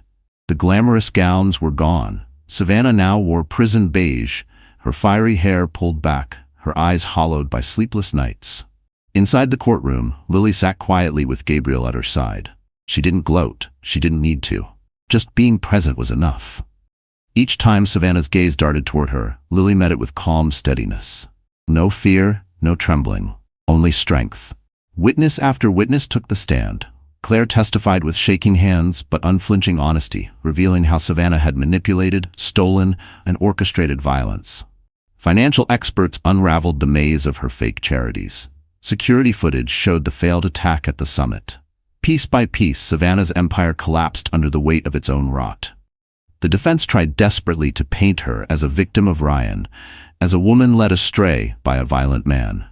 But the recordings betrayed her. Her own voice ordering pressure, mocking Lily, calculating payments. There was no escape. On the final day, the courtroom buzzed as the judge prepared to deliver the sentence. Savannah stood, her once proud shoulders now slumped, but her chin still tilted, as if pride were the only thing left to cling to. "Savannah Blake Cole," the judge said sternly, "you stand convicted of conspiracy, fraud, and attempted homicide. For your actions, this court sentences you to 25 years in federal prison, with no chance of parole for the first 15. Gasps rippled through the room. Savannah's mouth parted, her face draining of color. For the first time, true fear flickered in her eyes. Lily closed her eyes, a tear slipping free, not of sadness, but of release. The rope around her neck, the years of humiliation, the threats against her child, all of it found its answer in that single moment of justice. As guards led Savannah away in handcuffs, reporters shouted questions. She ignored them, her mask finally gone. The once gilded woman who thought she could control fate had fallen, her power stripped, her future sealed behind bars. Outside the courthouse, cameras turned toward Lily. She held her baby in her arms, Gabriel's hand steady on her shoulder. She spoke softly, but her words carried. "This isn't just my victory. It's for every woman who has been silenced, every mother who has been threatened, every survivor who thought justice would never come. Tonight, justice has spoken." Savannah's fall was complete, but for Lily, it was only the beginning of a life rebuilt in strength and light. While Savannah's empire crumbled in New York, Ryan Cole sat rotting inside a London prison, convinced he still had one last chance. His arrogance had always been his fuel, and even behind bars, he clung to it like a drowning man clutching driftwood. He filed appeals, bribed guards, sent venomous letters. He told himself the courts were wrong, that Lily was weak, that Savannah had betrayed him. But when news of Savannah's conviction reached him, his world shattered. The woman he once claimed as his partner had stood on her own 2 feet and left him to rot. She had tried to save herself, but her own greed had destroyed her. For Ryan, there was no one left to manipulate, no one left to blame but himself. The prison walls began to close in on him. Inmates jeered when his name appeared in tabloids. "That's the guy who tried to hang his pregnant fiancée," they sneered. "Some man you are." He lashed out, fists flying, but every fight only made him look weaker. His pride was his prison long before the bars. The final blow came when the court rejected his last appeal. Judges read the dashcam footage, the rope evidence, the insurance policy, the testimonies. Every lie he told was crushed under the weight of undeniable proof. "Your sentence of life imprisonment stands," the court declared. Ryan erupted in rage, shouting, "It was her fault. She ruined me. She ruined everything." His voice cracked, hollow, echoing through the courtroom like the last scream of a man who finally realized no one believed him anymore. Meanwhile, Lily watched the news of his failed appeal from her apartment in New York. She held her baby close, her expression calm. She didn't smile, didn't gloat. Justice wasn't about revenge, it was about closure. She whispered softly, "You will never hurt us again." But Ryan's reckoning wasn't just legal, it was personal. For years he had built his life on control, on the illusion of power. Now he was powerless, forgotten, and despised. His gambling debts remained unpaid, his so-called friends vanished. He had no wealth, no family, no freedom. The man who once strutted through life believing himself untouchable was reduced to a number in a gray jumpsuit, eating cold meals off a metal tray. Nights in his cell were filled with silence, broken only by his own bitterness. He had dreamed of fortune, of escaping responsibility, but his greed had left him empty. And then, the cruelest twist of all, Savannah never wrote him. Not once. The woman he betrayed Lily for, the woman he nearly killed for, abandoned him entirely. In his darkest hours, Ryan discovered what he had refused to see all along. He had thrown away love for nothing. Back in New York, Lily stood on a balcony with Gabriel and their child, the city lights glowing around them. Ryan's reckoning was complete, his fate sealed forever. She whispered, almost to herself, "The rope that nearly ended me has finally closed around him." Ryan Cole's story was over, not with triumph, but with silence, shame, and a prison cell that would be his cage for the rest of his life. For the first time in years, Lily woke up without dread in her chest. The nightmares had begun to fade, replaced by mornings filled with soft light spilling through the curtains and the gentle cooing of her baby. The shadows of Ryan and Savannah no longer followed her into every room. Justice had spoken, and with it came something she once believed impossible: peace. Healing, however, wasn't instant. It came slowly, like dawn after a long storm. At first, Lily struggled to believe the danger was truly gone. She still checked the locks twice before bed. She still jolted awake at unfamiliar sounds. But with each passing day, the grip of fear loosened. Her son became her greatest medicine. His laughter filled the apartment, echoing through every room. His tiny hands reached for her, tugging her back into the present whenever old memories tried to pull her under. She found herself smiling more, singing lullabies without tears in her throat, enjoying small moments she once overlooked, warm bottles, bedtime stories, morning cuddles. Gabriel stood beside her through every step, not as her rescuer, but as her partner. He never tried to erase her scars. Instead, he reminded her they were proof of her survival. "You don't have to forget to heal," he told her one evening as they watched their son sleep. "You just have to remember that you're stronger than what tried to break you." Together, they began building a new chapter. Lily poured her heart into the Rainlight Foundation, turning her pain into purpose. She visited shelters, speaking softly to women who sat with bruised arms and broken spirits. She told them, "I know how it feels to think there's no way out, but there is. You deserve safety. You deserve love. You deserve to live." Every time she spoke, she saw hope flicker in their eyes, and in helping others, Lily found her own wounds closing. Her relationship with Gabriel deepened as well. Their love wasn't built on drama or desperation. It was steady, patient, rooted in respect. He admired her resilience, she admired his faith in her. When he proposed formally, it wasn't in front of cameras or crowds. It was a quiet evening at home, their baby asleep in the next room, as he slipped a ring onto her finger and said, "You're my strength as much as I am yours." Tears streamed down her face as she whispered yes. The healing also meant forgiveness, not for Ryan or Savannah, but for herself.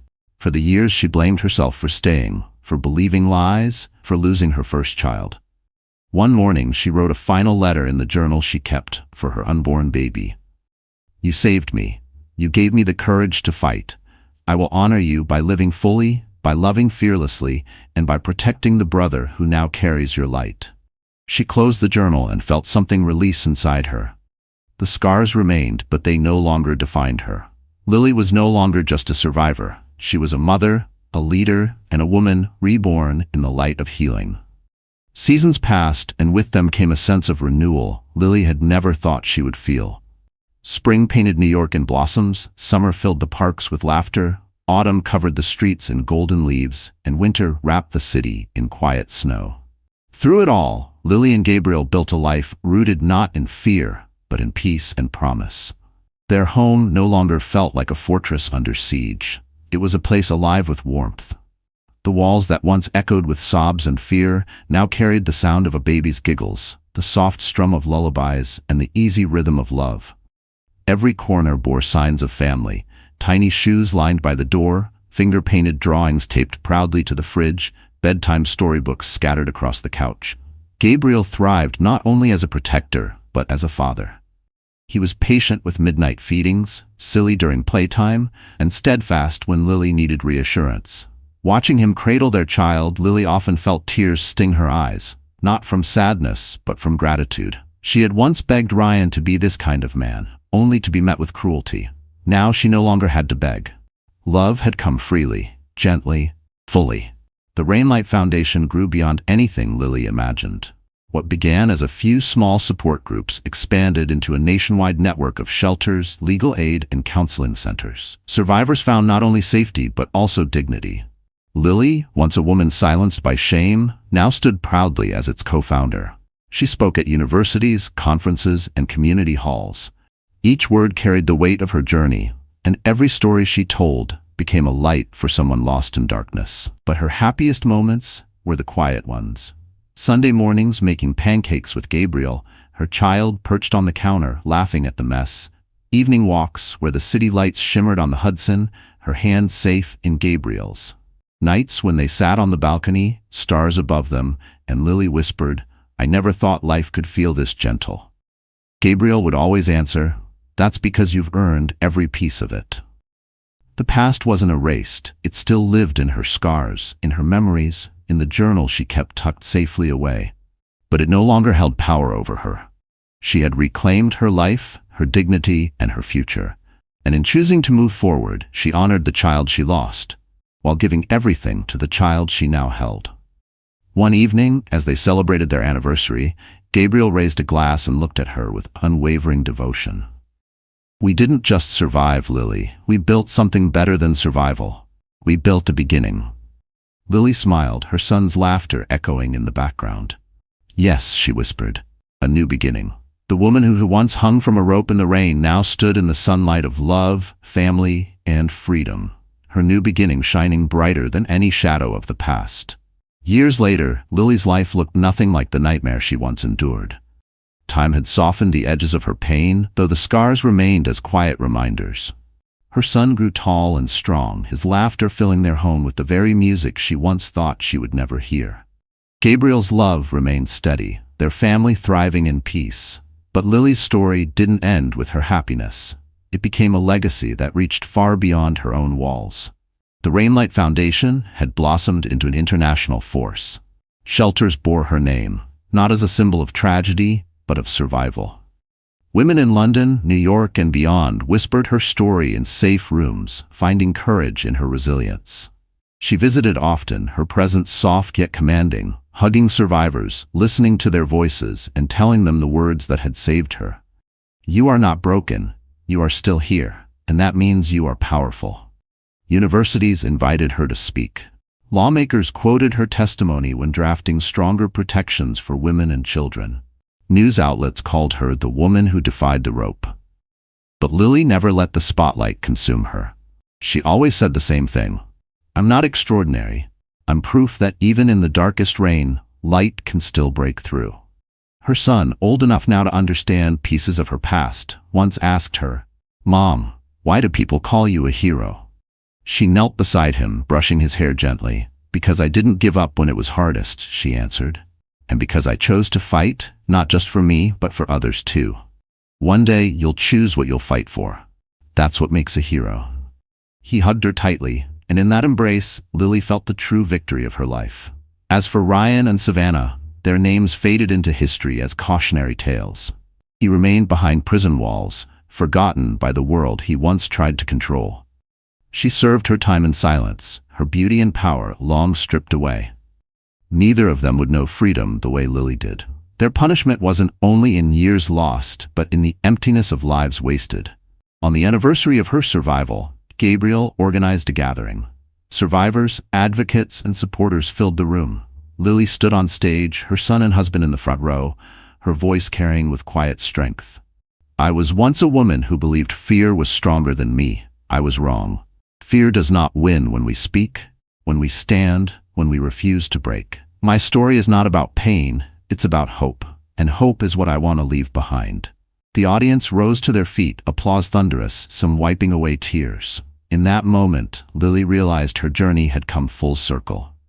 From a thorn tree drenched in rain to a stage filled with light, she had not only survived, she had built a legacy. And that legacy was clear. No rope, no storm, no betrayal could ever silence a woman who chose to rise. So my friend, the story has finally reached its close. And if you're still here with me until this very moment, that means something inside this journey touched your heart in a way words alone cannot explain. What Lily's story shows us is simple yet powerful. No matter how dark the storm, there's always a chance for light to break through. The Stoics remind us, we suffer more in imagination than in reality, meaning fear loses its grip once we face it. Healing, love, and courage can turn even scars into strength. If this story moved you, don't forget to like, share, and subscribe, because together we remind each other, you are stronger than the storm.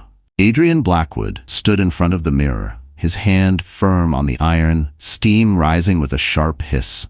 The clock ticked past midnight, and yet he was preparing himself as if it were a royal event. His mistress was waiting in a glittering hotel downtown. The silk shirt on the board was spotless, but still, he pressed harder, smoothing every crease with an obsession that came less from love of appearance and more from pride. He wanted to look perfect, not for his wife, not for his child, but for the young woman who had stolen his loyalty. Behind him, the sound of hesitant footsteps. Elena, his wife, 5 months pregnant, approached slowly, her hand resting on the curve of her belly. Her face was pale, her eyes swollen from nights without sleep. She had begged him countless times to stay, to remember the vows they once shared, but tonight her voice carried a different weight, a mother's fear. "Adrian, please," she whispered, her voice trembling. "Don't leave me like this. I'm scared. The baby needs you. I need you." He didn't turn. He didn't soften. Instead, his jaw tightened, his lips curled into a cruel smirk. "Don't make this harder than it needs to be, Elena. You are always weak. Stop clinging." And then, with a swiftness that froze her blood, he turned toward her. The iron, glowing red-hot, was still in his hand. Before she could move, before she could scream, he pressed it against her arm. The sound of her scream pierced the night like broken glass. She fell back, clutching her seared skin, her tears mixing with the smell of burning flesh. Her unborn child kicked violently inside her as if sharing her agony. With every ounce of strength, Elena stumbled toward the door, her bare feet slapping against the cold marble floor, until she burst into the storm outside. Rain pounded down like 1,000 needles, soaking her hair, her gown, cooling the blistering wound on her arm. The sky itself seemed to cry with her, the thunder echoing her pain. She staggered through the street, clutching her belly, each step heavier than the last. The world blurred. The lights became smears of color. Her body weakened. She collapsed onto the pavement, the rain turning the ground beneath her into a mirror of her despair. Just when darkness threatened to claim her, headlights sliced through the storm. A sleek black car screeched to a halt. From the back seat stepped a tall man, his presence radiating authority. He held an umbrella, but his eyes were fixed on her. This fragile, broken woman trembling on the street. He bent down, his voice low but strong. "You're safe now, I won't let you fall." Her body was lifted, her pain momentarily eased by the warmth of his arms. She looked up, vision blurred, but she caught the sharp lines of his face, the steady determination in his gaze. It was Gabriel Torres, a billionaire whose name shook the city. That night, when her husband tried to destroy her, fate sent her into the arms of the one man who would change everything. Elena Torres had never asked for a life of glittering diamonds or endless applause. She was not born into wealth, but into the quiet warmth of a modest family in Brooklyn. Her parents taught her that true richness was found in kindness and loyalty, not in bank accounts or luxury brands. She carried those lessons into adulthood, shaping her into a woman of quiet strength, someone who valued people more than possessions. In her early 20s, Elena was already building a name for herself as a talented interior designer. Her work was fresh yet timeless, balancing elegance with comfort. Her clients loved her because she didn't just decorate houses. She created homes. By the time she was 25, her reputation was spreading beyond her small circle, and larger opportunities were opening before her. She could have had it all on her own terms. But then she met Adrian Blackwood. He wasn't just a man, he was a storm in a tailored suit. His charm filled every room, his confidence intoxicating. Adrian promised her a future beyond imagination. Not just love, but security, adventure, a partnership of equals. Elena, who had always dreamed of building a family rooted in love, believed she had found her forever. When Adrian asked her to marry him, she didn't hesitate. She let go of her rising career, telling herself there would be time later. She moved into his grand mansion, trading her design boards for dinner parties, her independence for devotion. She poured herself into being the perfect wife, hosting his colleagues, smoothing his temper, and always standing by his side in public. When she discovered she was pregnant, her heart swelled. This was what she had longed for, the chance to nurture life, to build the family she had dreamed of since childhood. She imagined Adrian holding their child, imagined late nights filled with lullabies and whispered promises. She thought the baby would bring them closer. But instead, her pregnancy became the start of her isolation. The nausea, the fatigue, the restless nights, she endured them alone. Adrian grew colder with each passing month. He criticized her body, dismissed her needs, and mocked her fears. Every time she reached for him, he pulled away, lost in his endless hunger for more power, more wealth, more women. Still, Elena tried. She placed his meals carefully on the table. She ironed his shirts, even when her hands trembled. She wrote him letters he never read, poured her heart into conversations he never listened to. She told herself he was just stressed, that once the baby arrived, everything would change. But deep down, she felt the truth pressing against her like a stone. The man she had given everything to was slipping away. And worse, he wasn't just slipping, he was choosing to leave. Elena was 5 months pregnant, vulnerable and exhausted, when the mask of their marriage finally shattered. And it wasn't with words, it was with fire. Because on the night she begged him to stay, the man she once trusted pressed a burning iron against her skin. The Blackwood mansion stood like a fortress at the edge of the city. From the outside, it was breathtaking. Marble columns rising into the sky, fountains glittering under the moonlight, windows so tall they reflected the skyline itself. Guests who visited often whispered that it looked like a palace. To them, Adrian Blackwood had built a monument to his success. But for Elena, the mansion was a gilded cage. Inside, silence reigned. The echo of her footsteps across the polished marble floors reminded her how alone she was. The grand chandeliers sparkled every night, but there was no warmth beneath their light. Every room was immaculate, curated, and cold. The nursery she had carefully decorated with soft blues and creams sat untouched, waiting for a child she wasn't sure would be welcomed. The storm outside that night seemed to mirror her heart. Rain lashed against the glass walls, thunder growled like an unseen predator. Each crash of lightning lit up the corridors, reminding her of the emptiness surrounding her. She walked slowly, one hand on her swollen belly, the other brushing against the walls, searching for an anchor in a house that never felt like home. The dining room stretched endlessly, its long mahogany table set for 20, though only 2 people ever sat there. More often than not, only one. Adrian preferred dinners out, meetings that blurred into midnight trysts. Elena often ate alone, her plate untouched, listening to the grandfather clock tick, as if counting down the seconds of her disintegrating marriage. Her sanctuary was the small balcony overlooking the gardens. From there, she could see the storm tearing at the roses she had planted months earlier. The petals scattered like fragments of her hope.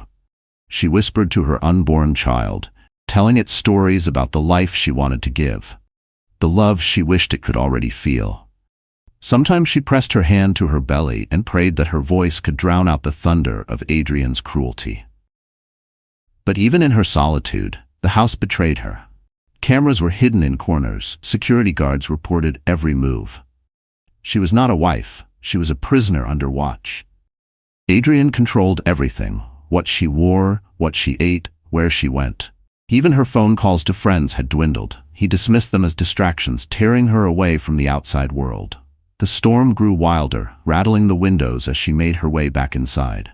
Her reflection in the mirror startled her. Pale skin, hollow cheeks, eyes rimmed with exhaustion. She barely recognized herself anymore.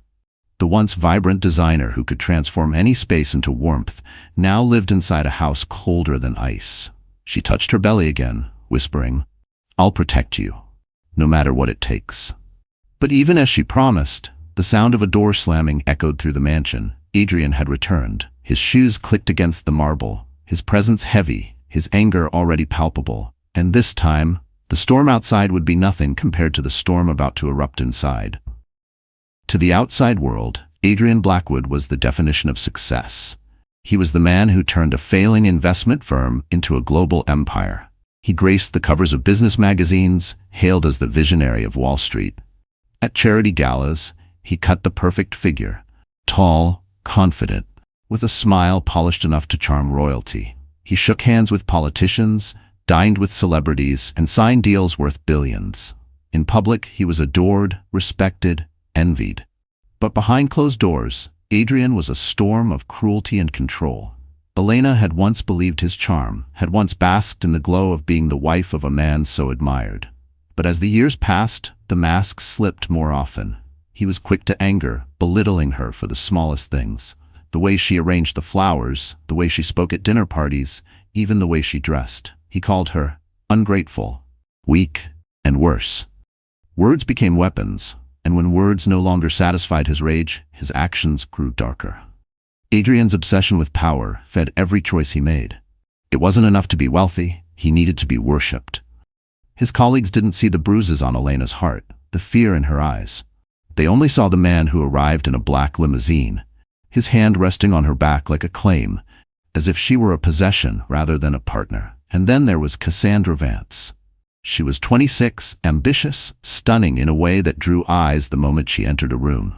Officially, she was Adrian's executive assistant. Unofficially, she was his mistress.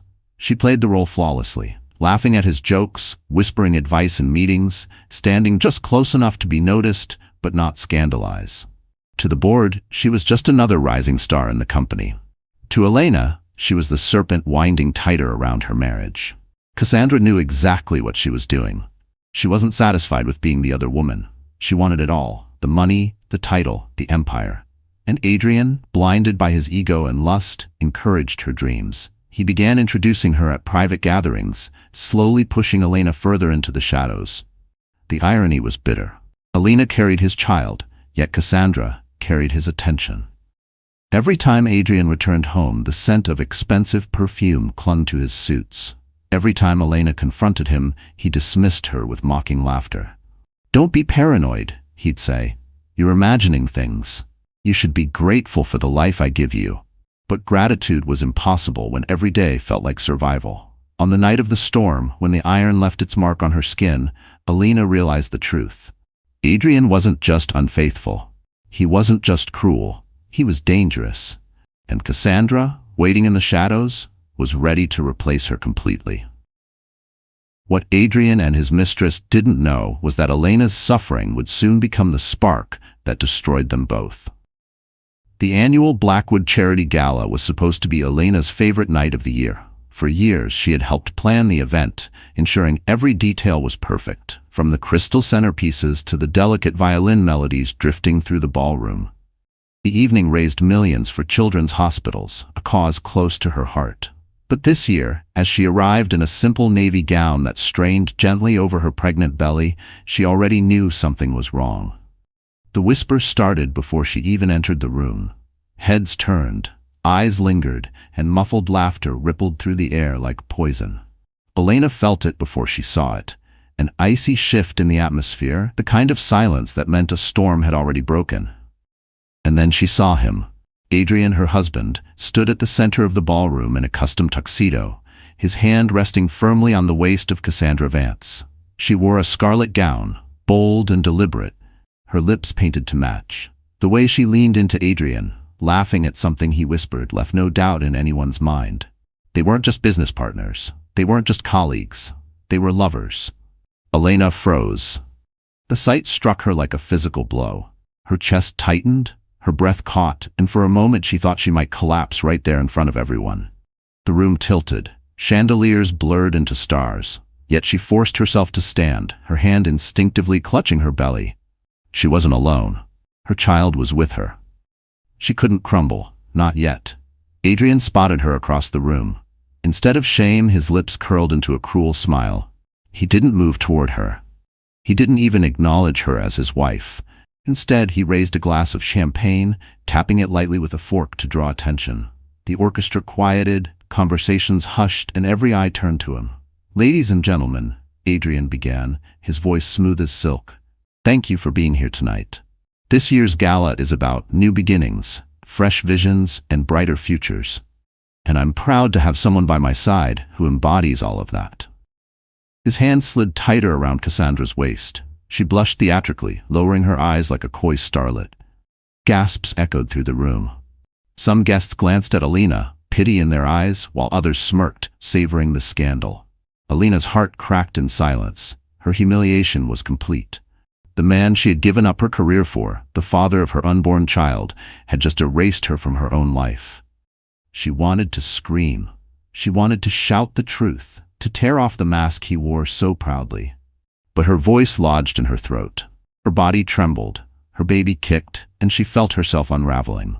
Still, somewhere deep inside, a spark ignited. She realized something as she stood under the harsh light of betrayal. This wasn't the end.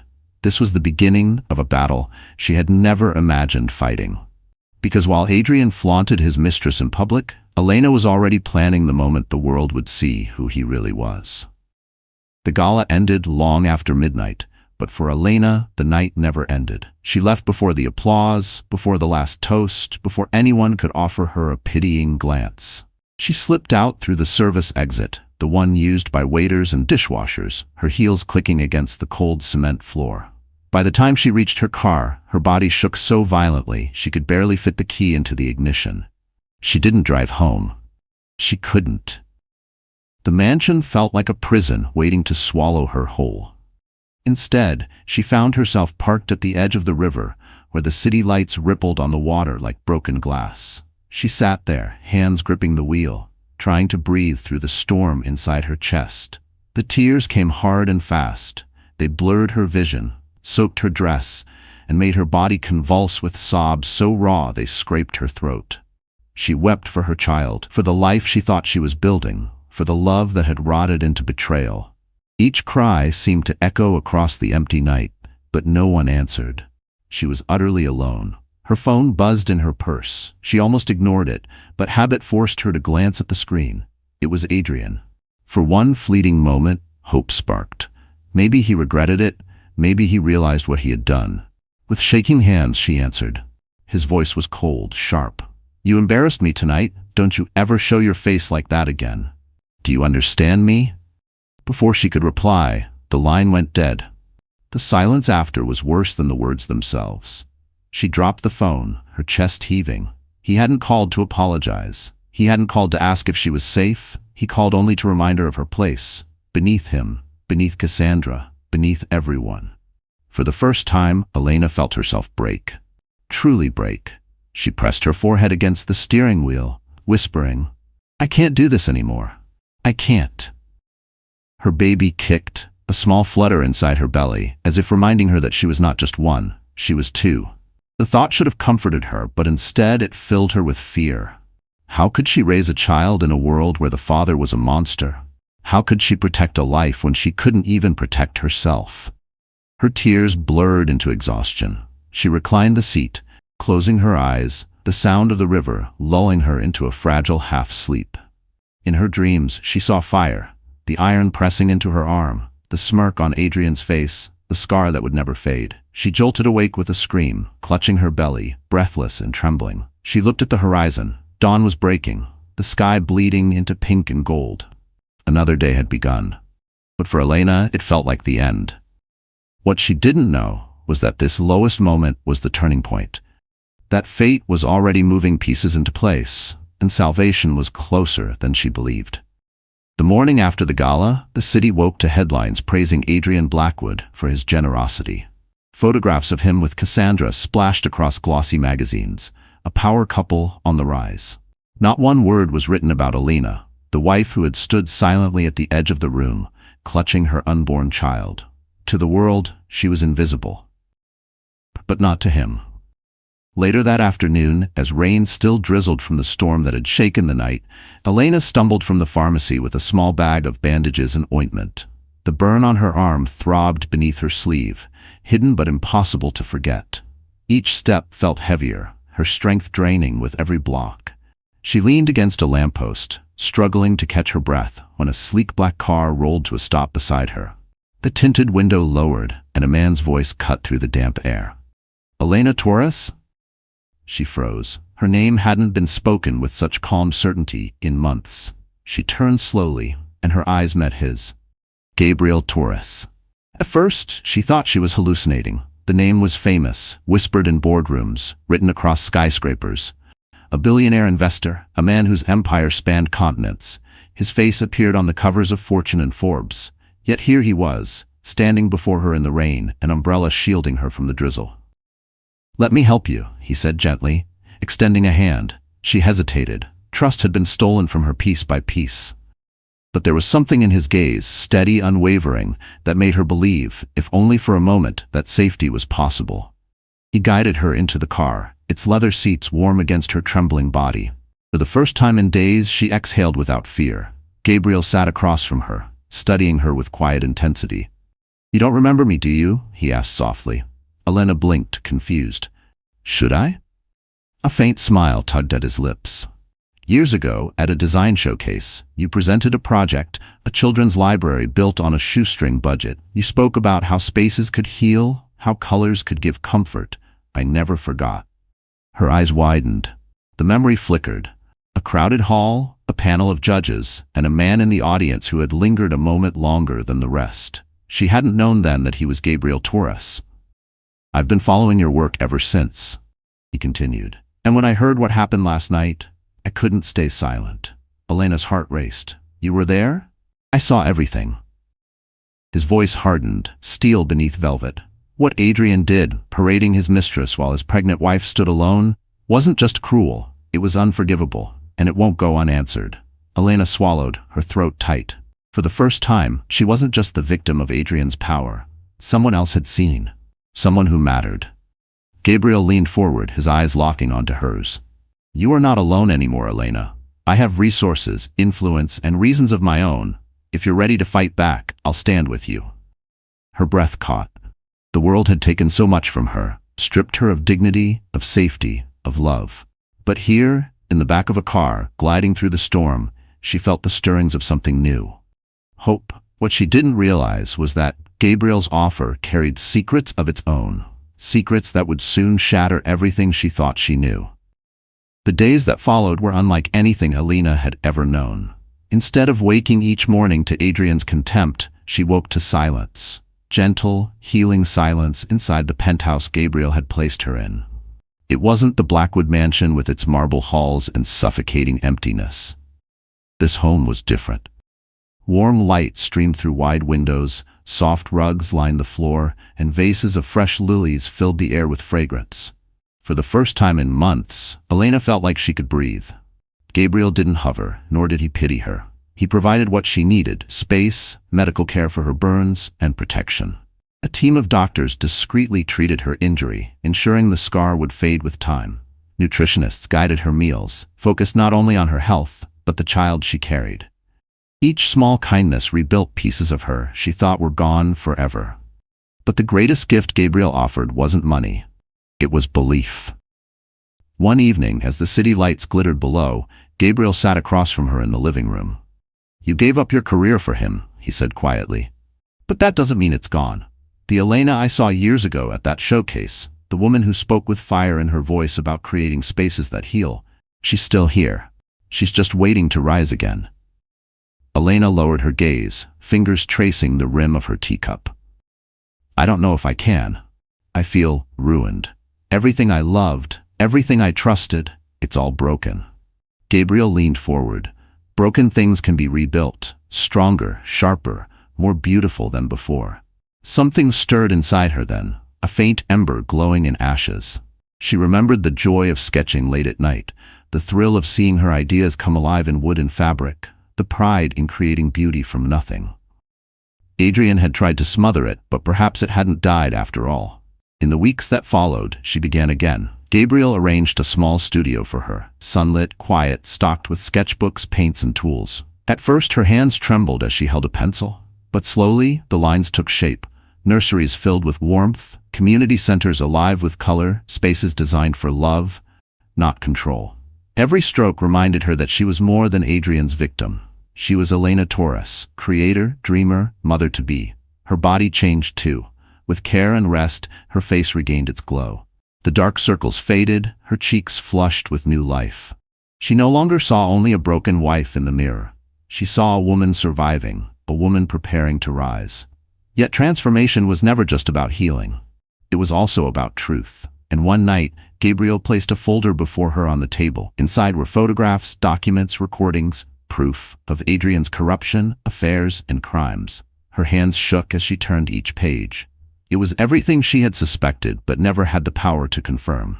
And now, in her grasp, was the weapon that could finally set her free. Elena looked up at Gabriel, her voice steady for the first time in months. "What do we do with this?" Gabriel's answer would ignite the fire of her rebirth and set the stage for Adrian's downfall. The night of the Bright Futures Gala arrived, the same event where Adrian had once flaunted Cassandra like a trophy while Elena stood broken. But this year, the stage would not belong to him. The ballroom was dressed in gold and crystal, chandeliers dripping light over the city's most powerful elite. Politicians, CEOs, and celebrities filled the room, gossiping about deals and scandals. Everyone expected Adrian Blackwood to deliver another grand speech. No one expected the woman he had discarded to walk through those doors transformed. Elena arrived in silence, escorted by Gabriel Torres. Gasps rippled through the crowd as the spotlight hit her. She wore a gown of deep emerald silk, its fabric hugging her curves, her baby bump now a proud emblem instead of a hidden shame. Her hair cascaded down in soft waves, her skin glowing with health and strength. The woman who once wept in shadows now walked like a queen. Whispers filled the room. "Is that Elena Blackwood? She looks radiant. Who's she with?" And when their eyes landed on Gabriel, reclusive billionaire, powerful beyond measure, the whispers became thunder. At the center of it all, Adrian froze. His smirk faltered, his hand tightening around Cassandra's. He had built his world on control, on appearances. But in one moment, Elena shattered it simply by existing in her rebirth. The master of ceremonies tapped the microphone. "Ladies and gentlemen, please welcome this year's special guest speaker, Elena Torres." Adrian's glass slipped from his hand, shattering against the marble floor. Cassandra whispered frantically in his ear, but her words were drowned out by the applause that rose as Elena took the stage.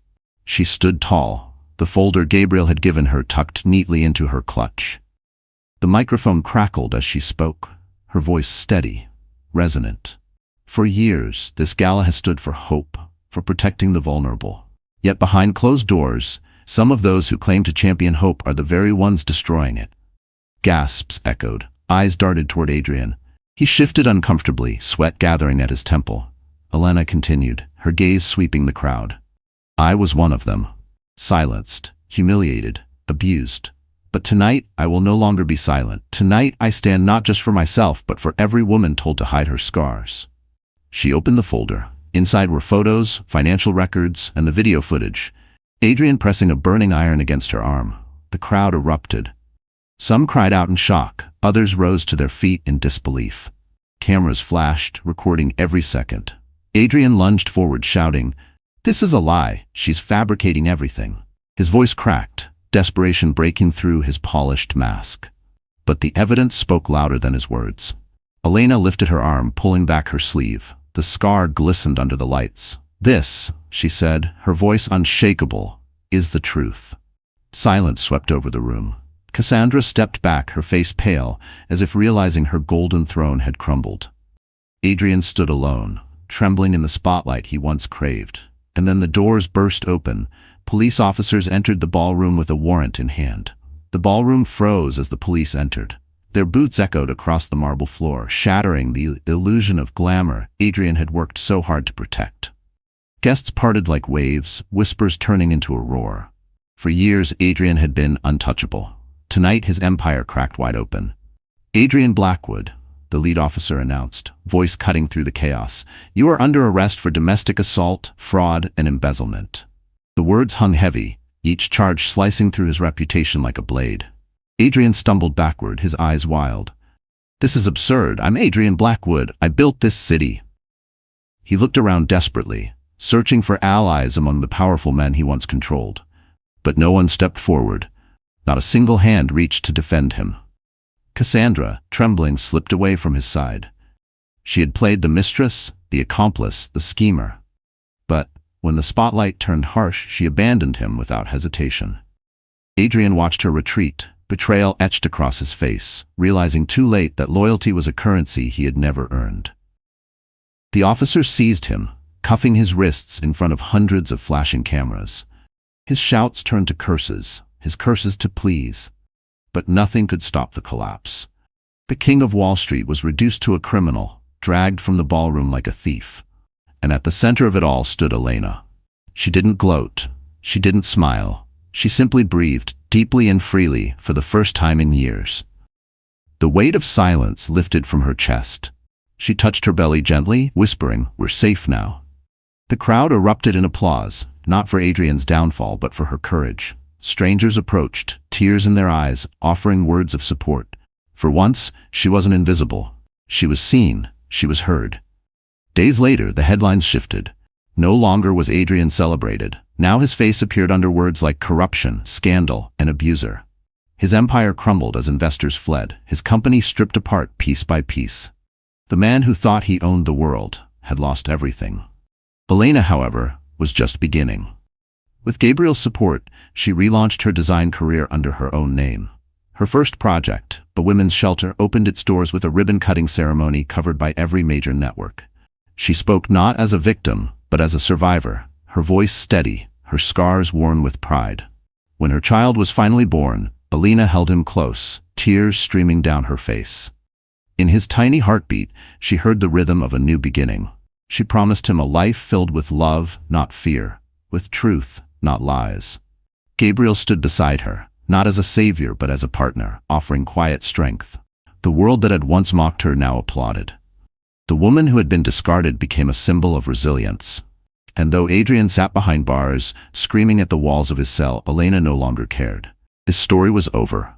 Hers had only just begun. Because in the end, he pressed fire against her skin, but she rose from the ashes and built an empire of her own. When Adrian was dragged away in handcuffs, the cameras didn't just follow him. They turned toward Cassandra Vance. For months, she had basked in his wealth, worn the jewels he bought, sat in the chair that once belonged to Elena. She believed she was untouchable, the new queen waiting for her crown. But the moment Adrian fell, the spotlight burned her too. Within hours, tabloids ran headlines, "The Mistress behind the monster." Paparazzi followed her every step, flashing cameras as she tried to hide behind oversized sunglasses. The same society women who once envied her red gowns now sneered, whispering words like homewrecker and fool. Invitations dried up, doors slammed shut, and Cassandra's name became poison in the city's elite circles. Her career at Blackwood Enterprises ended overnight. The board, desperate to salvage what remained, dismissed her publicly, labeling her a distraction and a liability. She packed her office in silence, carrying out the last of her designer shoes in cardboard boxes, while colleagues whispered behind her back. The empire she had schemed to inherit had vanished like smoke. But the true humiliation came later.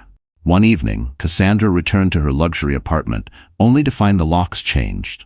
The rent had been paid by Adrian, and without his money, the lease was terminated.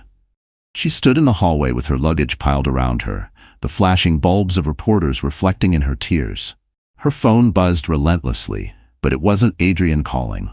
It was creditors, gossip outlets, and strangers spitting hate. For the first time, Cassandra felt the sting of being discarded.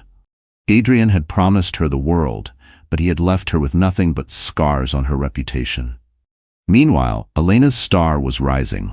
Every newspaper carried her story of survival. Her bravery at the gala became a symbol, her scar a reminder of resilience. Women across the city wrote letters thanking her for speaking out. Organizations reached out to collaborate with her design projects, eager to stand with her. And at every mention of Elena's triumph, Cassandra's shame deepened. Late at night, Cassandra stared at her reflection in the cracked mirror of a cheap motel room. Her mascara smudged, her once perfect curls limp. She hardly recognized the woman she had become. Anger burned in her chest, not just at Adrian, but at Elena. She convinced herself that Elena had stolen the sympathy that should have been hers. Her bitterness grew into obsession. In whispered phone calls, Cassandra began reaching out to journalists, offering inside stories in exchange for cash. She painted herself as the victim, claiming Adrian had manipulated her as much as Elena. Some reporters bit, publishing sympathetic profiles, but most dismissed her as desperate. Still, she refused to vanish, because deep inside, Cassandra was plotting. If Adrian's empire was gone, perhaps she could build her own from its ashes. And as Elena prepared for her child's future, she had no idea that the woman who once sat in her chair was planning a dangerous return. Weeks after Adrian's arrest, Elena's world slowly began to shift. The darkness that once smothered her life gave way to slivers of light. She woke each morning to the sound of birds outside the penthouse Gabriel had secured for her, not to the echo of slammed doors or cruel words. She touched her belly, feeling the steady rhythm of her child's kicks, and whispered, "We're safe now." Therapy sessions helped her release the fear that had coiled tight inside her. At first, her words shook with hesitation, but gradually they flowed with courage. She spoke about the iron pressed to her skin, the humiliation of the gala, the loneliness of the mansion. Each time she spoke, the weight lifted, piece by piece. The scar on her arm remained, but instead of shame, it became a mark of survival. She poured her energy into her design studio. Projects began to pour in. Community centers, schools, and shelters. Her vision of creating spaces that healed resonated deeply, especially with women who had endured their own battles. Elena realized her story was no longer just hers. It belonged to every woman who had been silenced, every mother who had been abandoned, every survivor who had been underestimated. At her first project launch, she stood in front of a renovated women's shelter, ribbon in hand, cameras flashing. "This isn't just about architecture," she said, voice steady. "It's about dignity, about giving women and children a safe place to dream again." Applause filled the air. For the first time in years, Elena felt proud, not as someone's wife, not as someone's victim, but as herself. Gabriel remained close, though never overbearing. He walked beside her, offering quiet support. Their bond deepened, built not on pity, but on respect. One evening, as they reviewed blueprints together, he said softly, "You're not just rebuilding buildings, Elena. You're rebuilding lives, and you're rebuilding yourself."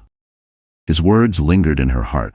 For the first time, she allowed herself to imagine a future filled with hope. Her child growing up surrounded by love, her career flourishing, her life no longer defined by pain. But as Elena healed, a shadow lingered beyond her sight. Cassandra Vance watched from the margins of society, her resentment growing like a poison vine. She read every article praising Elena, saw every photo of her standing radiant beside Gabriel, and felt fury burn inside her chest. To Cassandra, it was all unfair. She convinced herself that Elena had stolen the sympathy, the spotlight, and even the billionaire ally that could have been hers. In her desperation, Cassandra began to meet with dangerous people, men who thrived on scandals, who traded secrets for money. She whispered promises, offered information, and hinted at revenge. If she couldn't regain her status, she would at least ensure Elena's fell. One night, alone in her dingy motel, Cassandra pinned Elena's photograph to the wall. Her lips curved into a bitter smile as she whispered, "You may have won the world's heart, Elena, but I will be the one to take it away." And while Elena prepared for a future of light, a storm of shadows was already gathering to strike again. Elena's life was finally beginning to resemble the dream she once thought she had lost forever. The women's shelter she designed buzzed with laughter and activity. Her studio's walls were covered with sketches of future projects, and her belly grew rounder with every passing day. She carried herself with a quiet strength now, walking into rooms not as a shadow of Adrian's empire, but as a woman building her own. But far from the warm applause and glowing headlines, Cassandra Vance plotted in silence. The mistress who had once strutted across the ballroom in red silk now lurked in the city's underbelly, her pride shattered, her future crumbling. She watched Elena's rise through news clippings and social media, every post like salt rubbed into a wound. To Cassandra, Elena wasn't just thriving, she was thriving at Cassandra's expense. One evening, Cassandra sat in the corner of a smoky bar, a glass of cheap whiskey in her hand. Across from her was a man with sharp eyes and a smirk that suggested danger. He was a disgraced journalist, fired for fabricating stories but still hungry for scandal. "You really want to destroy her?" he asked, swirling his drink. Cassandra leaned forward, her nails tapping the glass. "Not just destroy her, I want to make the world turn on her. She thinks she's a saint now, some symbol of hope. I'll make her look like a liar." The journalist grinned. "Then you'll need proof. Or at least something that looks like it." Together, they hatched a plan. Cassandra would provide private details she had gathered during her time with Adrian, stories twisted into half-truths, whispers turned into daggers. With the right spin, Elena could be painted not as a survivor, but as a manipulator, a woman who used her scars for fame and fortune. Within weeks, rumors began to surface. Anonymous blogs claimed Elena's burn scars weren't from Adrian at all, but from a clumsy kitchen accident. Others suggested her relationship with Gabriel was nothing more than a calculated move to secure wealth. The ugliest stories accused her of exploiting abused women to further her career. At first, Elena ignored them. She had learned not to chase every whisper of gossip. But then, at a project meeting, she noticed the way one of her partners avoided her gaze, the way a donor politely declined further involvement. The lies were spreading, seeping into the very foundation of her work. One night, Gabriel found her in the studio, staring at her sketches with tears in her eyes. "It's starting again," she whispered. "They're trying to silence me." Gabriel placed a steady hand on her shoulder. "We'll fight this. But you need to be ready. It won't stop here. Whoever is behind this won't rest until you fall." Elena lifted her head, her eyes burning with the same fire that had carried her through the darkest nights. "Then let them come. I won't break this time." What she didn't know was that Cassandra's next move wouldn't just target her reputation. It would strike at the very heart of her new life. The rumors had been cruel, but Elena could endure whispers. What she couldn't ignore was the creeping sense of danger that followed her like a shadow. It began with small things. A car parked outside the penthouse for hours, anonymous calls that ended with silence, a package delivered with no sender and no contents inside but a single red ribbon. Gabriel doubled her security, insisting she travel with guards. Still, Elena felt exposed. Carrying her child, she had more to lose than ever before. Every kick inside her belly reminded her that she wasn't just fighting for herself now, she was fighting for the tiny life depending on her. Cassandra, meanwhile, was unraveling. The failed smear campaign had only deepened her obsession. Watching Elena glow in magazine spreads, Cassandra's envy twisted into hatred. She told herself that Elena had stolen everything: Adrian's empire, Gabriel's loyalty, the public's sympathy. In Cassandra's mind, there was only one way to even the scales: make Elena suffer where it hurt most. Late one night, Cassandra met a man in a dimly lit parking garage. He was broad-shouldered, his face hidden beneath a hood. She handed him an envelope thick with cash. "I want her scared," she hissed. "I want her to know she isn't untouchable. Do whatever it takes. Just don't kill her." "Yet." The man nodded, pocketing the money. Days later, Elena was leaving her design studio when she felt it, the prickle of unease on the back of her neck. She tightened her coat around her belly, her steps quickening toward the waiting car. Suddenly, a van screeched to a halt at the curb. Two men jumped out, faces covered. "Get her!" one shouted. Elena's heart pounded. She stumbled backward, clutching her stomach. Fear exploded in her chest, but before they could grab her, Gabriel's security team rushed forward. Shouts filled the air, fists collided, and the sound of sirens pierced the night. The attackers fled, disappearing into the maze of city streets. Shaken, Elena collapsed into Gabriel's arms as he reached her. "It's the baby," she gasped. I felt something." He didn't hesitate. "Hospital, now." In the sterile brightness of the emergency room, Elena lay trembling, machines beeping around her. Every second felt like eternity as doctors checked the baby's heartbeat. Gabriel held her hand, his jaw tight, fury burning in his eyes. Finally, the doctor looked up with a measured smile. "The baby's heartbeat is strong. The child is safe. But you need rest, Elena. Stress like this is dangerous." Relief washed over her in tears. She turned to Gabriel. "Someone wanted to hurt us. This isn't random." He squeezed her hand. "I know, and I'll find out who, no matter what it takes." Meanwhile, in her motel room, Cassandra watched the news report of the attempted attack. The headline read, "Pregnant philanthropist targeted, escapes harm." Instead of satisfaction, fury consumed her. Elena had survived again, stronger than before. And so Cassandra vowed that the next strike wouldn't fail. This time she would make sure Elena lost everything. Gabriel had built his empire on knowledge, numbers, markets, secrets. He knew how to trace the unseen threads that connected power to downfall. And now every instinct told him that Elena's attack wasn't random. Someone had orchestrated it. He didn't trust the police to act fast enough. Too many of them had once bowed to Adrian's influence. So he turned to his own team. Private investigators, cybersecurity experts, men and women loyal only to him. Within days, they uncovered the first trail.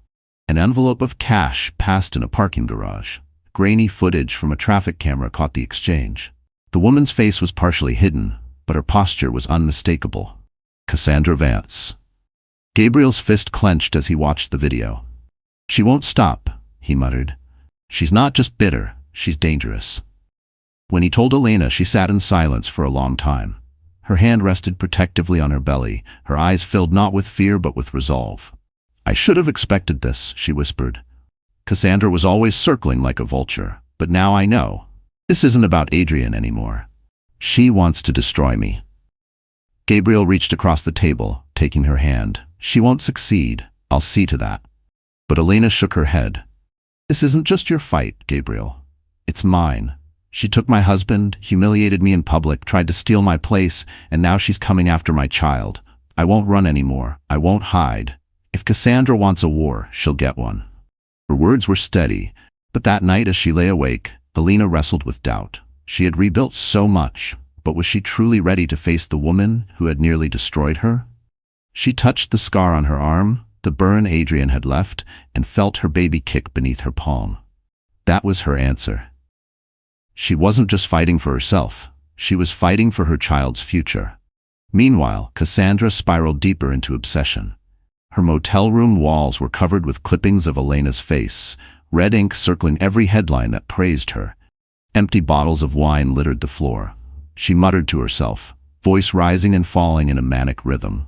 They think she's pure, perfect, but I'll show them the truth. I'll make them hate her. I'll make her beg. Her journalist ally grew nervous. Cassandra, you're going too far. The police are watching. Gabriel Torres is watching. You should disappear while you can. But Cassandra's laugh was sharp and hollow. Disappear? No. I've disappeared my whole life. This time they'll remember me, even if it's in fire and ruin. Back at the penthouse, Gabriel presented Elena with a thick folder. Inside was undeniable proof of Cassandra's dealings, payments, threats, connections to the attackers. Elena flipped through the pages slowly, her resolve hardening with every line. She looked up, her voice calm but firm. Then it's time. No more hiding, no more silence. Cassandra wanted to play with my life. Now she'll face me in the open. Neither woman knew that the stage for their final confrontation was already being set, and when they met, only one would walk away unbroken. The invitation arrived on Elena's desk in an ivory envelope, its seal pressed with the crest of the Metropolitan Arts Council. At first, she thought it was another event praising her work, another platform where she could speak about resilience and renewal. But when Gabriel's team checked the guest list, his expression hardened. She'll be there, he said simply. Cassandra. The council gala was the perfect stage, public, prestigious, dripping with cameras. It was exactly the kind of place where Cassandra would try to strike. Elena stared at the invitation, her fingers trembling only slightly. Then let her come, she whispered. I'm done running. The night of the gala, the air outside the museum was electric. Flashbulbs burst like fireworks. Gowns swept across the marble steps, and journalists lined the entrance. Elena arrived in a gown of deep sapphire, her scar faint but visible, no longer hidden. Beside her walked Gabriel, his presence commanding. But it was Elena who drew the eyes, her quiet power eclipsing the glitter around her. Inside, the room glittered with chandeliers, champagne flowing as laughter echoed. Elena mingled with donors, her smile warm, her voice steady, yet her heart beat with anticipation. She knew Cassandra would come. She could feel it. And then she appeared. Cassandra swept into the room in a crimson dress, her hair curled into glossy waves, her smile sharp as a blade. Murmurs rippled through the crowd. Some guests gasped at the audacity of her return, others whispered eagerly, sensing drama. Cassandra thrived on it, striding forward with a confidence born of madness. Their eyes locked across the room. Elena's calm met Cassandra's fire, and for a long moment the world seemed to hold its breath. Cassandra approached, her heels striking the floor like gunshots. She stopped only a foot away, her smile venomous. Enjoying the spotlight, Elena? Must be nice to steal everything that wasn't yours. Elena's voice was low but clear. I didn't steal anything. I survived what you tried to help destroy. Cassandra laughed, the sound brittle. Survived? You think you're some kind of hero? No. You're a fraud. You hide behind your scars, behind Gabriel, behind your sob story. Without it, you're nothing. The crowd around them grew silent, ears straining to catch every word. Cameras began to flash, recording the confrontation. Elena didn't flinch. She placed a hand over her belly and lifted her chin. I don't need to prove myself to you, Cassandra. The truth already destroyed Adrian. And if you keep coming for me, it will destroy you too. For the first time, Cassandra's smile faltered. But then her eyes gleamed with malice. She leaned closer, her whisper venomous. You don't understand, do you? Adrian was only the beginning. I still have cards you can't imagine. And when I play them, you'll lose everything. Your career, your child, even Gabriel. Elena's breath caught, but she held her ground. The crowd's murmurs swelled, confusion and tension rising. Gabriel stepped closer, his hand protective at her back. And then, from across the room, a man's voice called out, revealing a secret that would change the course of the battle forever. The room stilled at the sound of the voice. Deep, commanding, familiar to many in the city's elite. Guests turned as a man stepped forward from the far end of the hall, his presence cutting through the tension like a blade. It was Victor Hale, former CFO of Blackwood Enterprises and Adrian's once most trusted confidant. But he was more than that. His eyes locked onto Cassandra with a look that mixed fury and betrayal. "You want to talk about secrets?" Victor's voice rang across the marble hall. "Then let's tell them all, Cassandra. Let's tell them what you've really been doing," gasped Spread. Cameras swiveled, reporters elbowing for position. Elena's heart raced as she glanced between Cassandra and Victor, sensing the ground shifting beneath her feet. Cassandra's smile faltered, her knuckles tightening around her glass. "You don't know what you're talking about." "Oh, I know," Victor spat. "I know about the shell accounts. I know about the offshore transfers. And I know you weren't just Adrian's mistress. You were his partner in crime. The money laundering wasn't his idea alone. It was yours." The crowd erupted, whispers slicing through the room like knives. Elena's breath caught. She had expected venom from Cassandra, but not this. Not a revelation that tied her to the very empire that had nearly destroyed her. Cassandra's mask cracked. She stepped forward, her voice sharp. "Lies. All lies. He's trying to save himself by dragging me down. Don't listen to him." But Victor only laughed bitterly. "Save myself? I've already lost everything because of Adrian, and because of you. But I won't let you climb over Elena's shoulders to build a new empire. Not when I can expose every dirty deal you ever made." Elena's head spun. She wanted to step back, to escape the whirlwind of accusations, but something inside her held steady. This wasn't her battle alone anymore. Cassandra's schemes were finally unraveling before the world's eyes. Cassandra turned to the crowd, desperation creeping into her smile. "Can't you see? They're all against me. Adrian betrayed me. Victor resents me. Elena envies me. You're all jealous because I was the only one strong enough to take what I wanted." Her voice rose to a shrill pitch, but the crowd was no longer on her side. Whispers of criminal and liar spread like wildfire. Then Victor dropped the final blow. He held up a flash drive, small and unassuming. "On here," he declared, "is every transaction, every document, every message that proves Cassandra Vance was not just Adrian's mistress, but the architect of his downfall. And if the authorities don't already have it, they will by morning." Cassandra's face drained of color. For the first time, true fear flickered in her eyes. Elena stood frozen, one hand resting protectively over her belly as the storm swirled around her. Gabriel leaned closer, whispering, "This is bigger than we thought.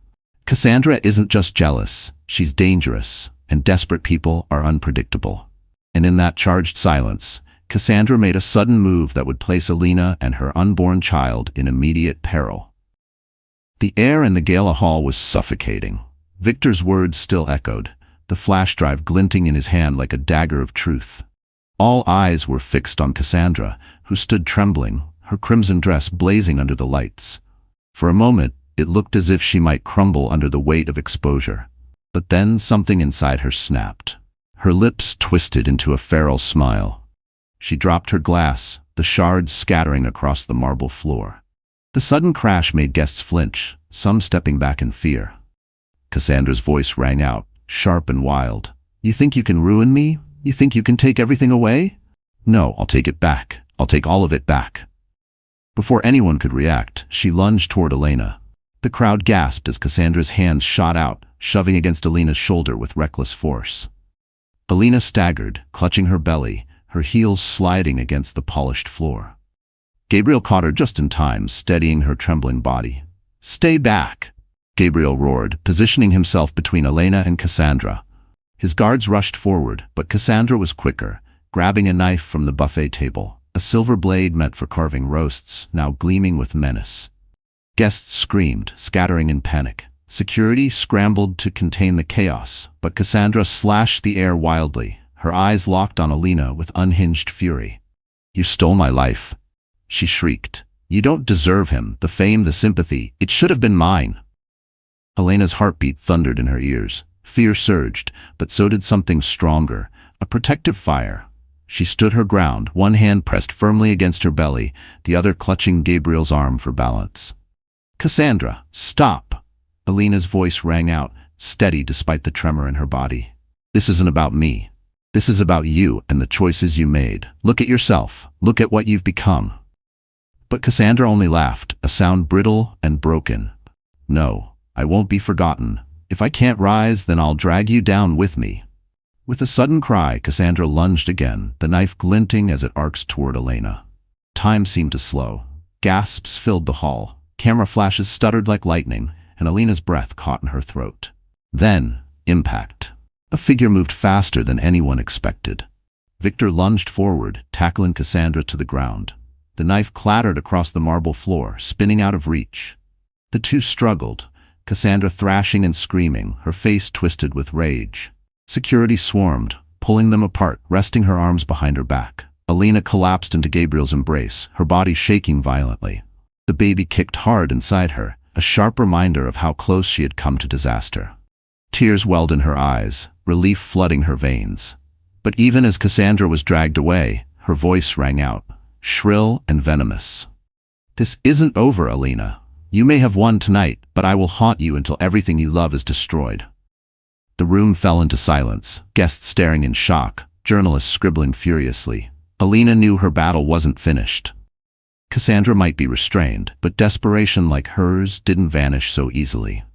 And as Elena clutched her belly, another sharp pain shot through her, a pain that warned the danger to her child had only just begun. The moment the sharp pain tore through Elena's body, her knees buckled. Gabriel caught her before she hit the floor, panic flashing across his usually steady face. "She needs a hospital, now," he shouted, his voice commanding enough to cut through the chaos. Security cleared a path as Gabriel scooped Elena into his arms. She clutched her belly, gasping, her face pale. The crowd watched in horrified silence as the woman they had just applauded was rushed out of the gala. Flashbulbs exploded, capturing every desperate second. Outside, the rain had begun again, soft drops falling like tears from the sky. Gabriel's car screeched away from the curb, sirens already blaring in the distance. Elena lay across the back seat, her breath shallow, her hands gripping Gabriel's tightly. "Stay with me," he urged, his voice raw. "Don't you dare give up. Not now." Her eyes fluttered open, filled with fear and pain. "The baby. Gabriel, please, don't let me lose the baby." Traffic lights blurred past as the driver sped through the city. Every second felt like a lifetime. The tension in the car wound so tight it could shatter. Gabriel never let go of her hand, whispering reassurances he barely believed himself. At the hospital, doctors rushed to meet them at the emergency entrance. Elena was whisked onto a gurney, monitors beeping, nurses barking orders. Gabriel tried to follow, but a nurse held up a firm hand. "You have to wait here, sir." He froze in the corridor, the sterile white walls pressing in on him. He wasn't a man who ever waited. He was a man of action, of control. But now, all he could do was sit in a plastic chair, his head in his hands, praying for 2 lives instead of 1. Inside the delivery ward, Elena fought through waves of pain. Her mind flashed with memories. Adrian's iron burning her skin, Cassandra's knife flashing under the chandeliers, the moments she thought she wouldn't survive. But stronger than those memories was the image of her unborn child.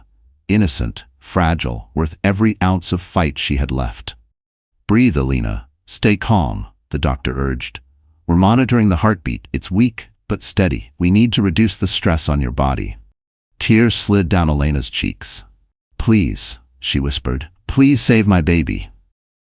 Hours dragged like centuries. Gabriel paced the waiting room, each footstep echoing his helplessness. Reporters swarmed outside, their voices muffled through the glass doors, demanding updates on the woman whose story had captured the city. But Gabriel cared only for the muffled sounds beyond the operating room. Finally, the door swung open. The doctor stepped out, his expression unreadable. Gabriel surged forward. "Tell me, how is she?" The doctor exhaled slowly. "She's stable, but there were complications. The next 24 hours will decide everything for both mother and child." Relief and dread collided in Gabriel's chest. He pushed past the doctor into the dimly lit recovery room. Elena lay pale against the sheets, her eyes heavy but open. She reached for his hand. "Gabriel," she whispered, her voice fragile, "promise me. If I don't make it, protect our baby." Before Gabriel could answer, alarms blared. The baby's heartbeat was faltering again. The alarm screamed through the hospital room, each piercing beep echoing the fragility of life itself. Nurses flooded in, adjusting monitors, shouting vitals. Elena clung to Gabriel's hand, her breath ragged, her eyes wide with terror. "Don't let them take my baby," she whispered, her voice trembling yet fierce. "Fight, Elena," Gabriel urged, his grip firm. "You've come too far to stop now." The doctor's commands filled the air. "We need to stabilize both. Prepare for emergency intervention." Minutes stretched like hours, the line between hope and despair razor thin. Then, just as Gabriel thought his heart would break, the monitor steadied. A tiny, rapid heartbeat filled the room, weak but alive. Relief crashed over him like a tidal wave. Tears burned his eyes as he bent to kiss Elena's forehead. "She's safe," the doctor said, a rare smile softening his face. "Both mother and child are safe." Exhaustion claimed Elena, but not before she heard the sweetest sound, the cry of her newborn. They placed the tiny bundle in her arms, and tears streamed down her face as she whispered, "Welcome to the world, my little warrior." The city outside celebrated too. News broke within hours. Elena Torres survives attempted attack, welcomes baby girl. Support poured in from across the globe. Donations flooded her foundation. Letters arrived from women, inspired by her strength. She was no longer just a survivor. She was a symbol of hope. But Cassandra's story ended very differently. The footage of her attack at the gala spread like wildfire, paired with Victor's damning evidence. By the time police arrived at her motel, she was frantic, pacing like a trapped animal. The walls lined with Elena's photos told the story of her obsession, her downfall. She was arrested, charged with conspiracy, attempted assault, and financial crimes tied to Adrian's empire. As cameras flashed during her perp walk, Cassandra screamed Elena's name, her face twisted with venom. But the world no longer listened. She wasn't a mistress draped in red silk anymore. She was a criminal, shackled and forgotten. Elena, cradling her baby, watched the news coverage from her hospital bed. She didn't smile, didn't gloat. Instead, she whispered softly, "It's over. She can't hurt us anymore." Gabriel stood beside her, his hand resting gently on her shoulder. "It's more than over, Elena. You've won. Not just against Adrian. Not just against Cassandra. You've won your life back." Weeks later, Elena returned to her work, this time with her daughter in her arms. The Women's Shelter Project grew into a movement, supported by leaders across the world. Her story wasn't just about survival anymore.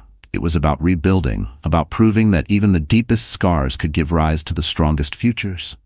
At the ribbon cutting of her second shelter, Elena stood before the crowd, her baby resting peacefully against her chest. Cameras flashed, but this time, she didn't feel like prey. She felt like fire. Her voice carried strong and clear. "They tried to silence me with fear. They tried to break me with pain. But I stand here today to say this. No woman is powerless. No scar defines you. And no betrayal can destroy you unless you let it." The crowd erupted in applause, many wiping tears. Gabriel's eyes shone with pride, but it was Elena's strength that lit the room. From ashes she had risen, and with her child in her arms, she was ready to build an empire of hope that no one could ever tear down again. So, that's it, my dear friends. Our story has reached its end. And if you're still here with me right now, it means something in Elena's journey has touched your heart. Maybe it's her pain, maybe it's her strength, or maybe it's the reminder that even in the darkest storms, light can break through. The message is simple, yet powerful. No betrayal, no scar, no tragedy has the power to define us unless we allow it to. As Marcus Aurelius once said, you have power over your mind, not outside events. Realize this, and you will find strength. Elena's story proves that. She was betrayed, burned, humiliated, yet she rose again, stronger, wiser, and filled with a fire that nothing could extinguish. We can all take this into our own lives. Maybe you've been hurt, maybe you've been underestimated, maybe life has tried to break you. But scars are not just wounds, they are proof that you survived. They are your strength written on your skin. Seneca wrote, "Difficulties strengthen the mind, as labor does the body." And so it is with our hearts. Elena's rebirth is not just fiction. It's a mirror. A reminder that healing is possible, that dignity can be reclaimed, and that every ending can also be a beginning. Her empire wasn't built on wealth or power. It was built on resilience, on choosing love over fear, and on the courage to keep moving forward when it felt impossible. So I invite you, if her story stirred something inside you, to carry this lesson into your own journey. Protect your peace, value your worth, and never let someone else's cruelty decide your future. And now, my friends, if you felt even one spark of inspiration tonight, do me a small favor. Hit the like button, share this video with someone who might need to hear it, and don't forget to subscribe to our channel. Because together, through stories like these, we remind each other of the strength we already carry. Your scars are not the end of your story. They are the beginning.